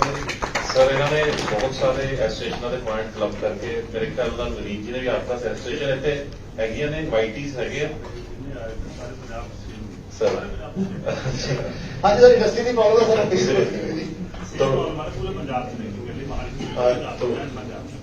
Sir, he has summed up for many associations and Vineet ji has also summed up for many associations. So ਅਸੀਂ ਇਹੀ format ਰੱਖਿਆ ਸੀ ਕਿ ਸਾਰੇ ਨਾਲ ਗੱਲ ਕਰਨ 2-2 ਮਿੰਟ ਦਾ ਕੋਈ ਫਾਇਦਾ ਨਹੀਂ, ਇੱਕ ਜਣਾ ਗੱਲ ਕਰ ਲੇ 10-15 ਮਿੰਟ ਤੱਕ ਗੱਲ ਕੋਈ ਸਬਸਟੈਂਟਿਵ ਹੋ ਸਕੇ sir. Next sir, if you permit, I will request Shri JS Majha, President CREDAI. Please sir, ਮਾਨਯੋਗ ਵਿੱਤ ਮੰਤਰੀ ਸਰ, DC ਸਾਹਿਬ ਤੇ MLA ਸਾਹਿਬਾਨ, ਅੱਜ ਅਸੀਂ ਫੋਕਸ ਤਾਂ ਬਜਟ ਤੇ ਰਿਲੇਟਡ ਹੀ ਕਰਾਂਗੇ। ਬਾਅਦ ਵਿੱਚ ਅਸੀਂ ਰੀਅਲ ਸਟੇਟ ਸਮਿਟ ਇੱਕ ਪਲਾਨ ਕਰ ਰਹੇ ਹਾਂ, ਉਹਦੇ ਵਿੱਚ ਸਾਰੀ ਗਵਰਨਮੈਂਟ ਦੀ ਅਸੀਂ ਇਨਵੋਲਵਮੈਂਟ ਚਾਹਾਂਗੇ ਤਾਂ ਕਿ ਰੀਅਲ ਸਟੇਟ ਇੱਕ ਇਦਾਂ ਦਾ ਅਦਾਰਾ ਹੈ। ਮੈਂ ਆਪਣੇ ਸਭ ਤੋਂ ਪਹਿਲਾਂ ਤਾਂ ਮੈਂ ਪੰਜਾਬ ਗਵਰਨਮੈਂਟ ਦਾ ਧੰਨਵਾਦ ਕਰਦਾ ਕਿ ਕੋਰ ਪਾਲਿਸੀ ਮੇਕਿੰਗ ਦੇ ਵਿੱਚ ਉਹਨਾਂ ਨੇ ਐਸੋਸੀਏਸ਼ਨਸ ਤੇ ਪੀਅਰ ਗਰੁੱਪਸ ਨੂੰ ਇਨੀਸ਼ੀਅਲੀ ਇਨਵੋਲਵ ਕਰ ਲਿਆ। ਨਹੀਂ ਤਾਂ ਹੁੰਦਾ ਸੀ ਕਿ 5 ਸਾਲ ਜਦੋਂ ਕੰਪਲੀਟ ਹੋਣ ਵਾਲੇ ਹੁੰਦੇ ਸੀ ਨਾ ਉਦੋਂ ਇਦਾਂ ਦੀਆਂ ਦਾਅਵਤਾਂ ਆਉਂਦੀਆਂ ਹੁੰਦੀਆਂ ਸੀ ਸਾਨੂੰ। So this means well begun is half done. We will do something and we hope lot from this government. ਸਭ ਤੋਂ ਪਹਿਲਾਂ ਤਾਂ ਮੈਂ CREDAI ਬਾਰੇ ਥੋੜਾ ਜਿਹਾ ਦੱਸਣਾ ਚਾਹਾਂਗਾ। Kadai sir, it's a confederation of real estate developers association of India. ਸਾਡੇ 13,500 ਦੇ ਕਰੀਬ ਜਿਹੜੇ ਪ੍ਰੋਫੈਸ਼ਨਲਸ ਹੈ, those who are working for the making of better India. Right now we are working in 24 states and we have got 224 chapters. Sir, ਜੇ ਅਸੀਂ real estate ਦੀ strength ਦੀ ਗੱਲ ਕਰੀਏ ਤਾਂ we are proud that we are the second largest employer after agriculture. We are giving jobs to skilled and unskilled workers to the tune of 55 million. ਅੱਜ ਦੀ rate ਦੇ ਵਿੱਚ ਅਸੀਂ GDP 'ਚ ਜਿਹੜੀ proudly ਕਹਿੰਦੇ ਆ ਕਿ ਅਸੀਂ 8% ਦੀ ਕੰਟਰੀਬਿਊਸ਼ਨ ਕਰਦੇ ਹਾਂ ਔਰ 13.5% ਦੀ ਸ਼ਮਤਾ ਆਉਣ ਵਾਲੇ ਸਾਲਾਂ ਦੇ ਵਿੱਚ 2025 'ਚ ਰੀਅਲ ਸਟੇਟ ਤੋਂ ਵਿਜੂਅਲਾਈਜ਼ ਕੀਤੀ ਜਾ ਰਹੀ ਹੈ। ਸਰ, ਅਸੀਂ ਇਨਡਾਇਰੈਕਟਲੀ 266 ਐਂਸੀਲਰੀ ਇੰਡਸਟਰੀਜ਼ ਨੂੰ ਸਪੋਰਟ ਕਰਦੇ ਹਾਂ ਤੇ ਰੀਅਲ ਸਟੇਟ ਨੂੰ ਇੱਕ ਪ੍ਰਾਈਮ ਦਰਜਾ, ਕਿਉਂਕਿ home is the first and the last necessity, this we have seen in the present scenario when we pass through green station of pandemic. So ਸਾਡੀ ਇਹ ਰਿਕੁਐਸਟ ਰਹੇਗੀ ਕਿ ਰੀਅਲ ਸਟੇਟ ਨੂੰ ਉਹਦਾ ਪ੍ਰਾਪਤ ਦਰਜਾ ਜਿਹੜਾ ਹੈ ਪੰਜਾਬ ਗਵਰਨਮੈਂਟ ਦੇਵੇ, ਕਿਉਂਕਿ ਰੀਅਲ ਸਟੇਟ ਦੇ ਵਿੱਚ ਕੁਝ ਗਲਤ ਪਲੇਅਰਸ ਵੀ ਆ ਜਾਂਦੇ ਨੇ ਤੇ ਹਰ ਇੱਕ ਪਲੇਅਰ ਨੂੰ ਉਸੇ ਨਜ਼ਰ ਦੇ ਨਾਲ ਵੇਖਿਆ ਜਾਂਦਾ ਹੈ। So that is not fair because we are dedicating our lives for the betterment of India, for the development of India. Sir, ਸਾਡਾ ਜਿਹੜਾ ਸੈਕਟਰ ਹੈ ਇਹਦੀ ਕੁਝ ਜਿਹੜੀਆਂ ਜੈਨੂਅਨ ਡਿਮਾਂਡਸ ਨੇ ਕਿ ਅਸੀਂ ਜੇ ਚਾਹੁੰਦੇ ਆ ਕਿ ਅਸੀਂ ਕੰਟਰੀ ਨੂੰ ਅੱਗੇ ਲੈ ਕੇ ਜਾਣਾ ਹੈ ਤੇ ਅਸੀਂ ਕੁਝ ਇਦਾਂ ਦੇ ਪੁਆਇੰਟਸ ਉੱਤੇ ਫੋਕਸ ਕਰਨ ਜਾ ਰਹੇ ਹਾਂ ਜਿਹੜੇ ਡਾਇਰ ਨੀਡ ਹੈ ਕਿ ਜੇ ਤੁਸੀਂ ਬਜਟ ਦੇ ਵਿੱਚ ਉਹਨਾਂ ਬਾਰੇ ਕੁਝ ਫੰਡਸ ਐਲੋਕੇਟ ਕਰਦੇ ਹੋ। ਕੁਝ ਮੇਰੇ ਦੋਸਤਾਂ ਨੇ ਰੀਅਲ ਸਟੇਟ ਨੂੰ ਪਹਿਲਾਂ ਵੀ ਟੱਚ ਕੀਤਾ ਹੈ। ਸਰ, ਅਸੀਂ ਇੱਕ ਰਿਪਰੈਜ਼ੈਂਟੇਸ਼ਨ ਸੁਜੈਸ਼ਨਸ ਦੀ ਫਾਰਮ ਚ ਬਣਾਈਏ। My secretary Ajay will give to ਮਾਨਯੋਗ ਵਿੱਤ ਮੰਤਰੀ sir and DC sir. Sir, we request the government to expedite the process of infrastructure in Punjab. Infrastructure Punjab 'ਚ ਕਾਫੀ ਅੱਛੇ ਲੈਵਲ ਤੇ ਚੱਲ ਰਿਹਾ ਪਰ ਨਵੇਂ ਮਾਸਟਰ ਪਲਾਨ ਦੇ ਵਿੱਚ ਪਿਛਲੇ ਕੁਝ ਟਾਈਮ 'ਚ ਜਿਹੜਾ ਬੇਸਿਕ ਇੰਫਰਾਸਟ੍ਰਕਚਰ ਹੈ ਉਹ ਨਹੀਂ ਪ੍ਰੋਵਾਈਡ ਕੀਤਾ ਗਿਆ। ਮਾਈ ਕਰਨ ਭੂਮੀਜ਼ ਨਿਊ ਚੰਡੀਗੜ੍ਹ ਦੇ ਵਿੱਚ ਵੀ ਜਿੰਨੀਆਂ ਰੋਡਸ ਹੈ ਐਸ ਸੱਚ ਹੀ ਪਈਆਂ ਤੇ ਉਹਦੀਆਂ ਜਿਹੜੀਆਂ ਸਾਡੀਆਂ ਦਿੱਕਤਾਂ ਨੇ ਉਹ ਇਨਫੈਕਟ ਡਿਵੈਲਪਰਸ ਨੂੰ ਸੁਣੀਆਂ ਪੈ ਰਹੀਆਂ ਨੇ। ਬਟ ਅਸੀਂ ਜਿਹੜੇ ਐਕਸਟਰਨਲ ਡਿਵੈਲਪਮੈਂਟ ਚਾਰਜਿਸ ਹੈ ਜਿਹੜੇ ਦਿੱਤੇ ਆ ਉਹ ਸਪੈਸਿਫਿਕ ਮਾਸਟਰ ਪਲਾਨ 'ਚ ਹੀ ਲੱਗਣੇ ਚਾਹੀਦੇ ਆ। ਇਹ ਦਿਸ should be the provision. Sir, CCR reason ਜਿਹੜਾ ਹੈ ਇਹਦੇ ਵਿੱਚ ਸਟੂਡੈਂਟ ਹਾਊਸਿੰਗ ਦੀ ਬਹੁਤ ਵੱਡੀ ਲੋੜ ਹੈ। ਸਾਡੇ ਚੰਡੀਗੜ੍ਹ ਯੂਨੀਵਰਸਿਟੀ ਤੋਂ ਬੈਠੇ ਹੋਏ ਹੈ ਔਰ ਬਾਕੀ ਵੀ ਸਾਰੇ ਵਿਜੂਅਲਾਈਜ਼ ਕਰਦੇ ਆ ਕਿ ਇਹ ਸਟੂਡੈਂਟ ਹੱਬ ਬਣ ਚੁੱਕਾ ਹੋਇਆ ਸਰ ਸਾਡਾ ਏਰੀਆ ਤੇ ਸਟੂਡੈਂਟ ਹਾਊਸਿੰਗ ਦੀ ਜੇ ਪ੍ਰੋਵੀਜ਼ਨ ਅਸੀਂ ਲੈ ਕੇ ਚੱਲਦੇ ਹਾਂ ਤਾਂ ਦੈਟ ਵਿਲ ਬੀ ਗ੍ਰੇਟ। ਅਸੀਂ 2 ਸਟੇਟਸ ਤੋਂ ਲਰਨ ਕਰਨਾ sir, Andhra and Tamil Nadu. IT industry ਜਿਹੜੀ ਹੈ there should be specific IT policy to promote the IT industry. ਉਹਦਾ ਸਰ ਇੱਕ ਸਿੰਪਲ ਜਿਹਾ ਪ੍ਰੋਸੀਜਰ ਹੈ ਕਿ ਜੇ ਗਵਰਨਮੈਂਟ ਕੁਝ IT ਬਿਲਡਿੰਗਸ ਬਣਾਉਂਦੀ ਹੈ ਐਟ ਸਟ੍ਰੈਟੇਜਿਕ ਲੋਕੇਸ਼ਨਸ ਤੇ ਉਹਦੇ ਜਿਹੜੇ ਲੀਜ਼ ਆਊਟ ਕਰਨੇ to the national players at a nominal cost that will give a catalyst to the and boost the entire economy because it will provide lot of employment which is the need of our. Sir, air connectivity the point ਪਹਿਲਾਂ ਵੀ ਲਿਆ ਗਿਆ। ਅਸੀਂ ਇੱਥੇ ਬਹੁਤ ਵਿਸਤਾਰ 'ਚ sir ਕੰਮ ਕੀਤਾ ਹੋਇਆ। 70% ਜਿਹੜੇ ਸਾਡੇ New Delhi Indira Gandhi international airport ਤੋਂ ਫਲਾਈ ਕਰਦੇ ਆ they belong to upper north ਦੇ ਵਿੱਚ Punjab, Jammu Kashmir, Himachal and up to Karnal it is upper north. ਔਰ ਸਾਡੇ ਕੋਲ ਲੈ ਦੇ ਗਏ ਇੱਕ ਫਲਾਈਟ ਇੰਟਰਨੈਸ਼ਨਲ ਦੁਬਈ ਦੀ ਜਿਹੜੀ ਪਹਿਲਾਂ ਸਾਡੀ ਸੀਗੀ ਥਾਈਲੈਂਡ ਦੀ because it's a tourist destination, ਉਹ ਵੀ ਖਤਮ। So now there is a news everyone is pressing ਕਿ ਸ਼ਾਇਦ ਅਕਤੂਬਰ ਦੇ ਵਿੱਚ ਅਸੀਂ will be connected with the UK but we want the connection across the world. We are well connected with India, that is great on the part of the planners. Traffic or unnecessary this is burdening the economy कि petrol ज्यादा बढ़ रहा है, inconvenience है when we have got infrastructure to provide airlines और air flights. ਪਿੱਛੇ ਮਾਨਯੋਗ housing ਮੰਤਰੀ ਗਵਰਨਮੈਂਟ ਆਫ ਇੰਡੀਆ ਦੇ ਕਹਿੰਦੇ ਜੀ we are not owning airlines. ਅਸੀਂ ਉਹਨਾਂ ਨੂੰ 10 에ਅਰਲਾਈਨਸ ਦੀਆਂ ਲੈਟਰਸ ਦਿਖਾਈਆਂ those who are interested to start flights from this place. So this will be a great economy booster if we take care of the flights. ਇਹ point ਤਾਂ sir this is need of hour and I request ਕਿ ਜੇ ਇਹਦੇ ਲਈ ਕੋਈ budget ਵੀ allocate ਕਰਨਾ ਪਏ ਤਾਂ ਮਾਨਯੋਗ ਵਿੱਤ ਮੰਤਰੀ ਜੀ ਇਹ ਆਪਣੇ ਸੁਝਾਅ ਦੇ ਵਿੱਚ ਲੈ ਕੇ ਚੱਲਣਗੇ। ਇੱਕ ਸਰ ਬਹੁਤ ਵੱਡੀ ਪ੍ਰੋਬਲਮ ਹੈ ਕਿ escalation in the cost of construction materials, which is increasing the cost of the build-up flats, and most of the people are surprised how it is happening. But we are forced to do it. 30% तक sir जड़ी increase है escalation, especially the core things, cement, steel and reta. जे ऐसे ਇਹਨੂੰ control ਕਰਨ ਚ ਕਾਮਯਾਬ ਹੋ ਜਾਂਦੇ, we are just working on the margin of 10 to 20%. ਜੇ 30% ਇਨਕਰੀਜ਼ ਹੈ ਤਾਂ ਉੱਥੇ ਕੰਮ ਕਰਨਾ ਵੀ it is a major challenge sir. Sir ਇੱਕ ਹੋਰ ਹੈ ਕਿ ਜਿਹੜੇ ਸਾਡੇ ਪ੍ਰੋਜੈਕਟਸ ਹੈ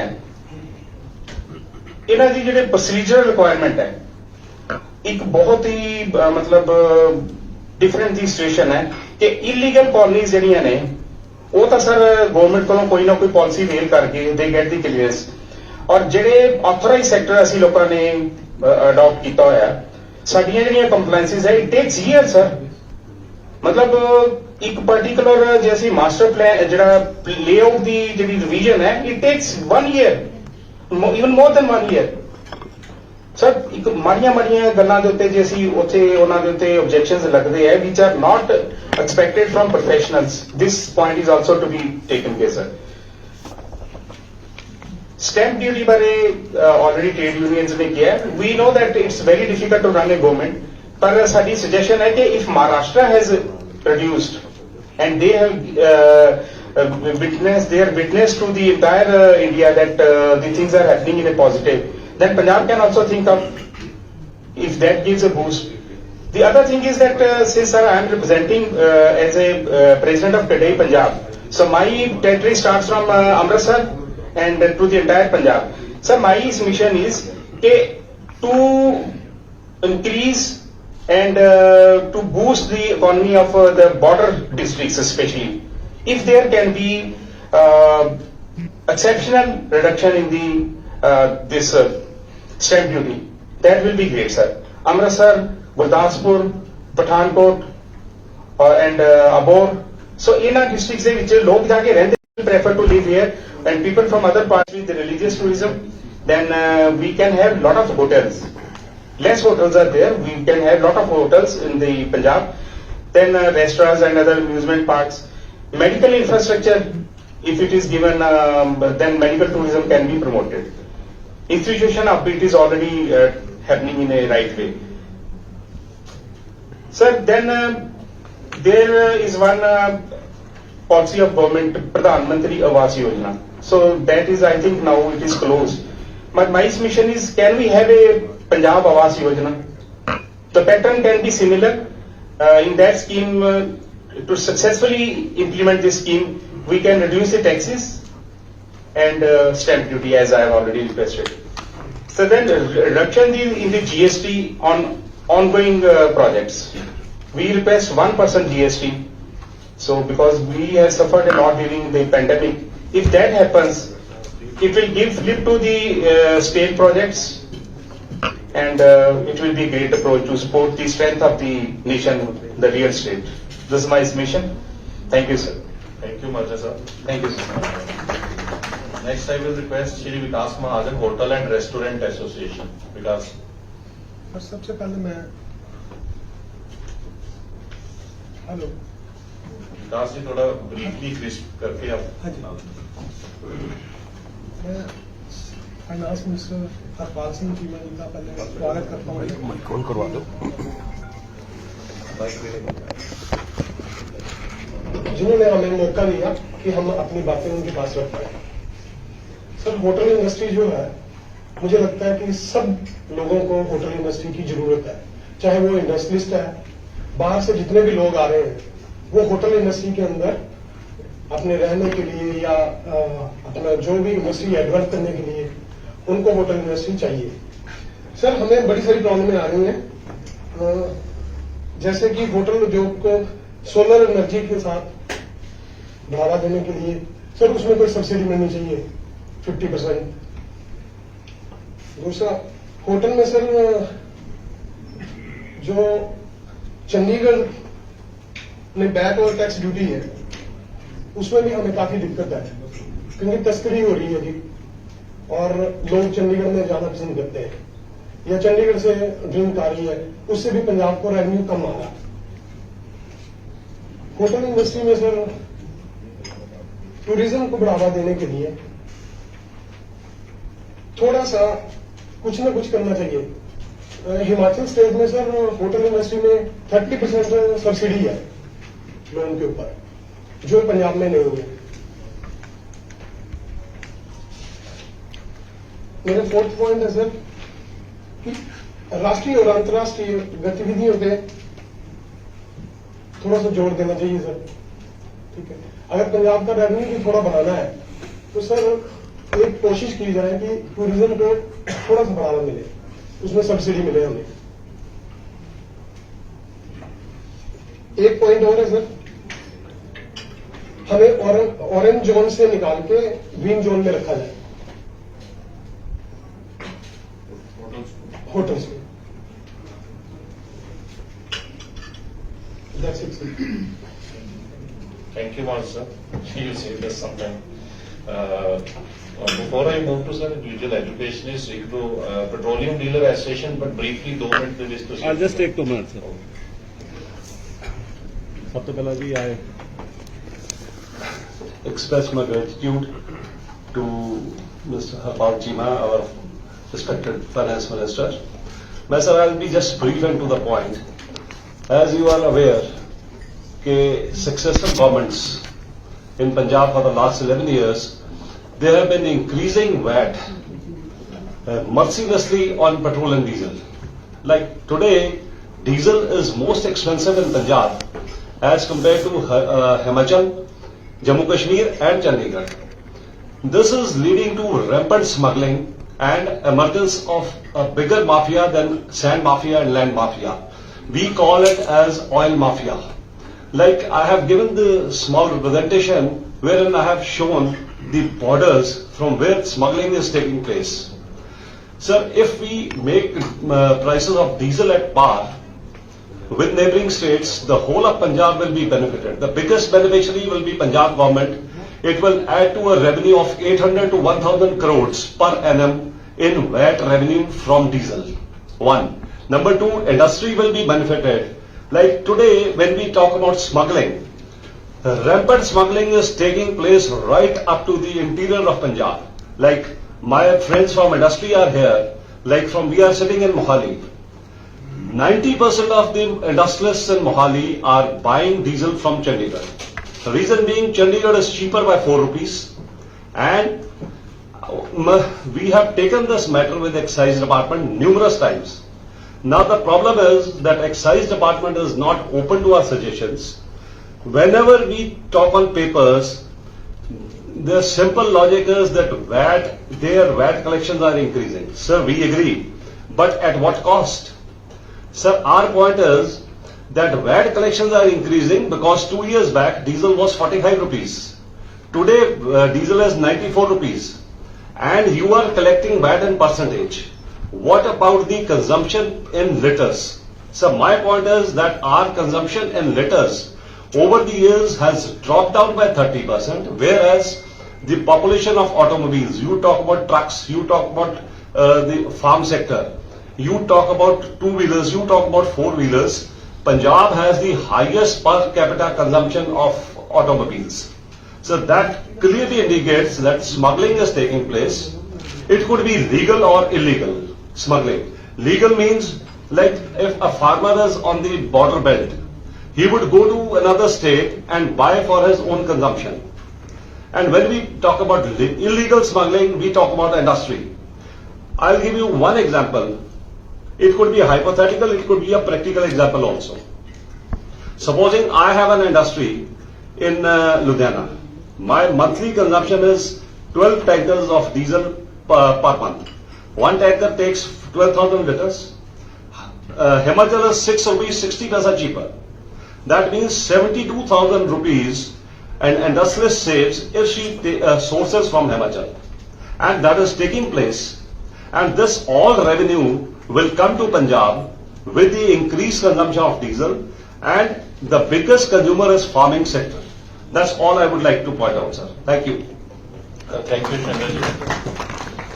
Next, sir, industries, Mohali Chamber of Industry and Commerce, they say that some points they want to make which have not been taken. Harveer Singh King, sir, I will request, please be respectful. Yes, sir. It has been communicated to me earlier. Jai Hind, sir. Sir, ਇਦਾਂ ਜੀ ਕਿ ਮੈਂ points ਲੈ ਕੇ ਆ ਰਿਹਾ ਤੁਹਾਡੇ ਕੋਲ small and micro industry the micro ਔਰ small industry is a one man show sir functional groups ਇਹਦੇ ਡਿਪਾਰਟਮੈਂਟਸ ਇਹਦੇ ਵਿੱਚ ਨਹੀਂ ਹੁੰਦੇ ਸਾਰੇ ਦੇ ਸਾਰੇ ਡਿਪਾਰਟਮੈਂਟਸ ਇੱਕ ਐਂਟਰਪ੍ਰੀਨਰ ਖੁਦ ਹੀ ਹੈਂਡਲ ਕਰਦਾ ਮਤਲਬ ਬਹੁਤ ਨੀਚੇ ਲੈਵਲ ਦੇ ਜਿਹੜੇ ਸਟਾਰਟਿੰਗ ਲੈਵਲ ਦੇ ਯੂਨਿਟਸ ਹੈਗੇ ਆ ਸਰ ਉਹ ਹੈਗੇ ਨੇ ਔਰ ਇਹ ਇਕੱਲੇ ਸਾਹਿਬਜ਼ਾਦਾ ਅਜੀਤ ਸਿੰਘ ਨਗਰ ਚ ਹੀ ਨਹੀਂ ਸਰ ਪੰਜਾਬ ਦੇ ਵਿੱਚ ਟੋਟਲੀ ਇਹ ਜੇ 96% ਦੇ ਕਰੀਬ ਇਹ ਹੈਗੇ ਨੇ ਜੀ ਟੋਟਲ ਇੰਡਸਟਰੀ ਦੇ ਔਰ ਜੀਡੀਪੀ ਤੁਸੀਂ ਆਪ ਹੀ ਇਮੇਜਿਨ ਕਰ ਲਓ ਕਿ ਕਿੰਨੀ ਕੇ ਕੰਟਰੀਬਿਊਟ ਕਰਦੇ ਨੇ ਜੀ ਸਰ ਸਭ ਤੋਂ ਪਹਿਲਾਂ ਤਾਂ ਮੇਰੀ ਬੇਨਤੀ ਇਹ ਹੈ ਕਿ ਇਹਨਾਂ ਪਲਾਂਟਸ ਨੂੰ ਜਿਹੜੇ ਮਾਈਕਰੋ ਔਰ ਸਮਾਲ ਇੰਡਸਟਰੀਜ਼ ਹੈਗੀਆਂ ਨੇ ਇਹਨਾਂ ਦੇ ਬੜੇ ਛੋਟੇ ਪਾਵਰ ਲੈਂਦੇ ਨੇ ਸਰ ਜਾਂ 7 ਕਿਲੋਵਾਟ ਤੋਂ ਲੈ ਕੇ ਮੈਕਸਿਮਮ 20 ਜਾਂ 25 ਕਿਲੋਵਾਟ ਤੱਕ ਹੱਦ 50 ਕਿਲੋਵਾਟ ਤੱਕ ਸਰ ਇਹਨਾਂ ਨੂੰ ਜੇ ਤੁਸੀਂ ਜਿਵੇਂ ਬਾਕੀ ਸਬਸਿਡੀ ਦਿੱਤੀ ਹੈ 300 ਯੂਨਿਟਸ ਦੀ ਸਰ ਉਹ ਜੇ ਪ੍ਰੋਵਾਈਡ ਇਹਨਾਂ ਨੂੰ ਵੀ ਕਰ ਦਿਓ ਤਾਂ it will be much better for them ਕਿਉਂਕਿ ਕੋਵਿਡ ਤੋਂ ਬਾਅਦ ਇਹ ਬਹੁਤ ਜ਼ਿਆਦਾ ਸਪਰੈਸਡ ਹੈ ਪਲੱਸ ਸਰ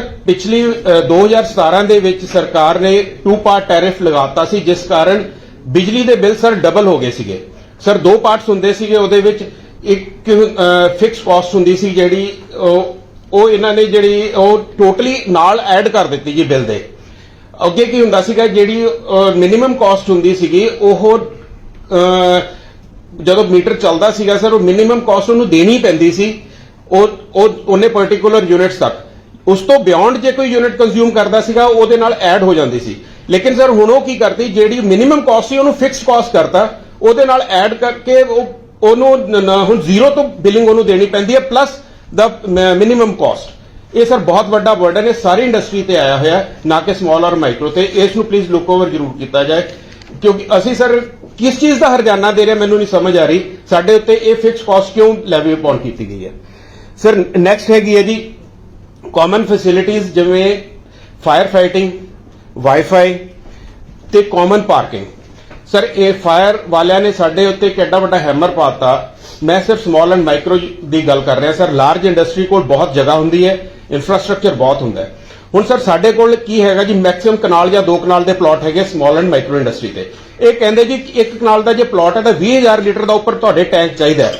ਸਰ ਅੱਧੀ ਇੰਚ ਦੀ ਤਾਂ ਪਾਣੀ ਦੀ ਸਪਲਾਈ ਹੈ ਸਰ ਕਿੰਨੇ ਦਿਨਾਂ 'ਚ ਭਰੂਗਾ ਜੀ ਹੈਲਥ ਡਿਪਾਰਟਮੈਂਟ ਕਹਿੰਦਾ ਕਿ ਤੀਜੇ ਦਿਨ ਜਿਹੜਾ ਵੀ ਤੁਹਾਡਾ ਜਮ੍ਹਾਂ ਪਾਣੀ ਹੈ ਉਹ ਤੁਸੀਂ ਖਾਲੀ ਕਰਨਾ ਹੈ ਦੁਬਾਰਾ ਭਰਨਾ ਹੈ ਸਰ ਇਹਦਾ ਮਤਲਬ ਤਾਂ ਇਹ ਹੋ ਗਿਆ ਜੀ ਕਿਸਾਨਾਂ ਨਾਲੋਂ ਵੱਧ ਤਾਂ ਵੇਸਟੇਜ ਅਸੀਂ ਕਰਾਂਗੇ ਸੀਵਰੇਜ ਚੋਂ ਤੀਸਰੇ ਦਿਨ ਹੜ ਆ ਜਾਇਆ ਕਰੂਗਾ ਔਰ 20 ਕਿਲੋਵਾਟ ਦਾ ਸਰ ਤੁਹਾਡੇ ਕੋਲ ਪੰਪਿੰਗ ਸੈੱਟ ਚਾਹੀਦਾ ਹੈ ਸਰ 7 ਕਿਲੋਵਾਟ ਦੀ ਉਹਦੇ ਕੋਲ ਟੋਟਲ ਪਾਵਰ ਹੈ 20 ਹਾਰਸ ਪਾਵਰ ਦਾ ਉਹ ਪੰਪਿੰਗ ਸੈੱਟ ਲਾਊਗਾ ਸਰ ਇੱਕ ਪੋਸੀਬਲ ਹੈ ਨਹੀਂ ਇਸ ਕਰਕੇ ਠੀਕ ਹੈ ਫਾਇਰ ਸੇਫਟੀ ਚਾਹੀਦੀ ਹੈ ਸਰ ਇੱਕ ਕਾਮਨ ਪੁਆਇੰਟ ਬਣਾ ਦਿੱਤਾ ਜਾਏ ਕਾਮਨ ਫੈਸਿਲਿਟੀ ਬਣਾ ਦਿੱਤੀ ਜਾਏ ਜਿਸ ਟੈਂਕ ਤੋਂ ਸਾਰੇ ਇੰਡਸਟਰੀ ਨੂੰ ਵੱਡੀਆਂ ਪਾਈਪਾਂ ਦੇ ਨਾਲ ਜੋੜ ਕੇ ਸਰ 2 ਪਲਾਟਸ ਦੇ ਬਾਹਰ ਇੱਕ ਪੁਆਇੰਟ ਲਗਾ ਦਿਓ ਜਦੋਂ ਲੋੜ ਪਈ ਸਰ ਉਹਨੂੰ ਯੂਜ਼ ਕਰ ਲਓ ਅਦਰਵਾਈਜ਼ ਉਹ ਪਾਣੀ ਤੁਹਾਡੇ ਸਪਲਾਈ ਵਾਸਤੇ ਯੂਜ਼ ਹੋ ਰਿਹਾ ਪਾਣੀ ਵੀ ਨਾ ਵੇਸਟ ਹੋਵੇ ਤੇ ਨਾਲੇ ਬਰਡਨ ਵੀ ਨਾ ਪਵੇ ਸਰ ਤੀਸਰਾ ਨੈਕਸਟ ਪੁਆਇੰਟ ਇਸੇ ਦੇ ਵਿੱਚ ਹੈਗਾ ਜੀ ਕਿ ਗਵਰਨਮੈਂਟ ਨੇ ਕੀ ਕੀਤਾ ਹੁਣ ਜਿਹੜੀ ਬਿਲਡਿੰਗ ਬਾਈ ਲਾਜ਼ ਹੈਗੇ ਨੇ ਜੀ ਪਲਿੰਥ ਲੈਵਲ ਨੂੰ ਕਹਿਤਾ ਜੀ ਪਾਰਕਿੰਗ ਕਰੋ ਇੰਡਸਟਰੀ ਵਾਲੇ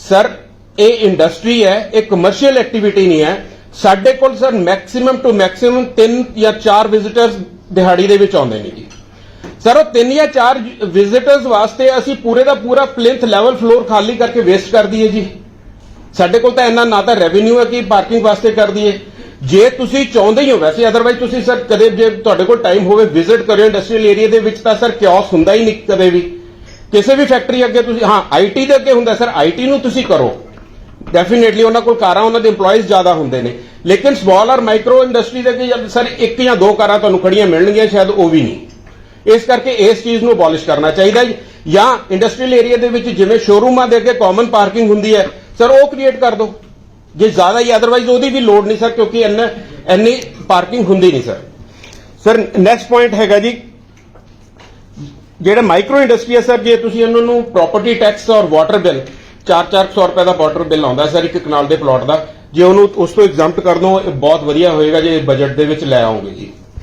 ਸਰ ਉਸ ਤੋਂ ਬਾਅਦ ਕੀ ਹੈ ਜੀ ਕਿ ਇੱਕ ਇਨਫੋਟੈਕ ਨੇ ਇਲੈਕਟ੍ਰੋਨਿਕਸ ਪਲਾਟਸ ਦੇ ਉੱਤੇ 50% ਅਨਅਰਨਡ ਪ੍ਰੋਫਿਟ ਲਗਾਤਾ ਸਰ।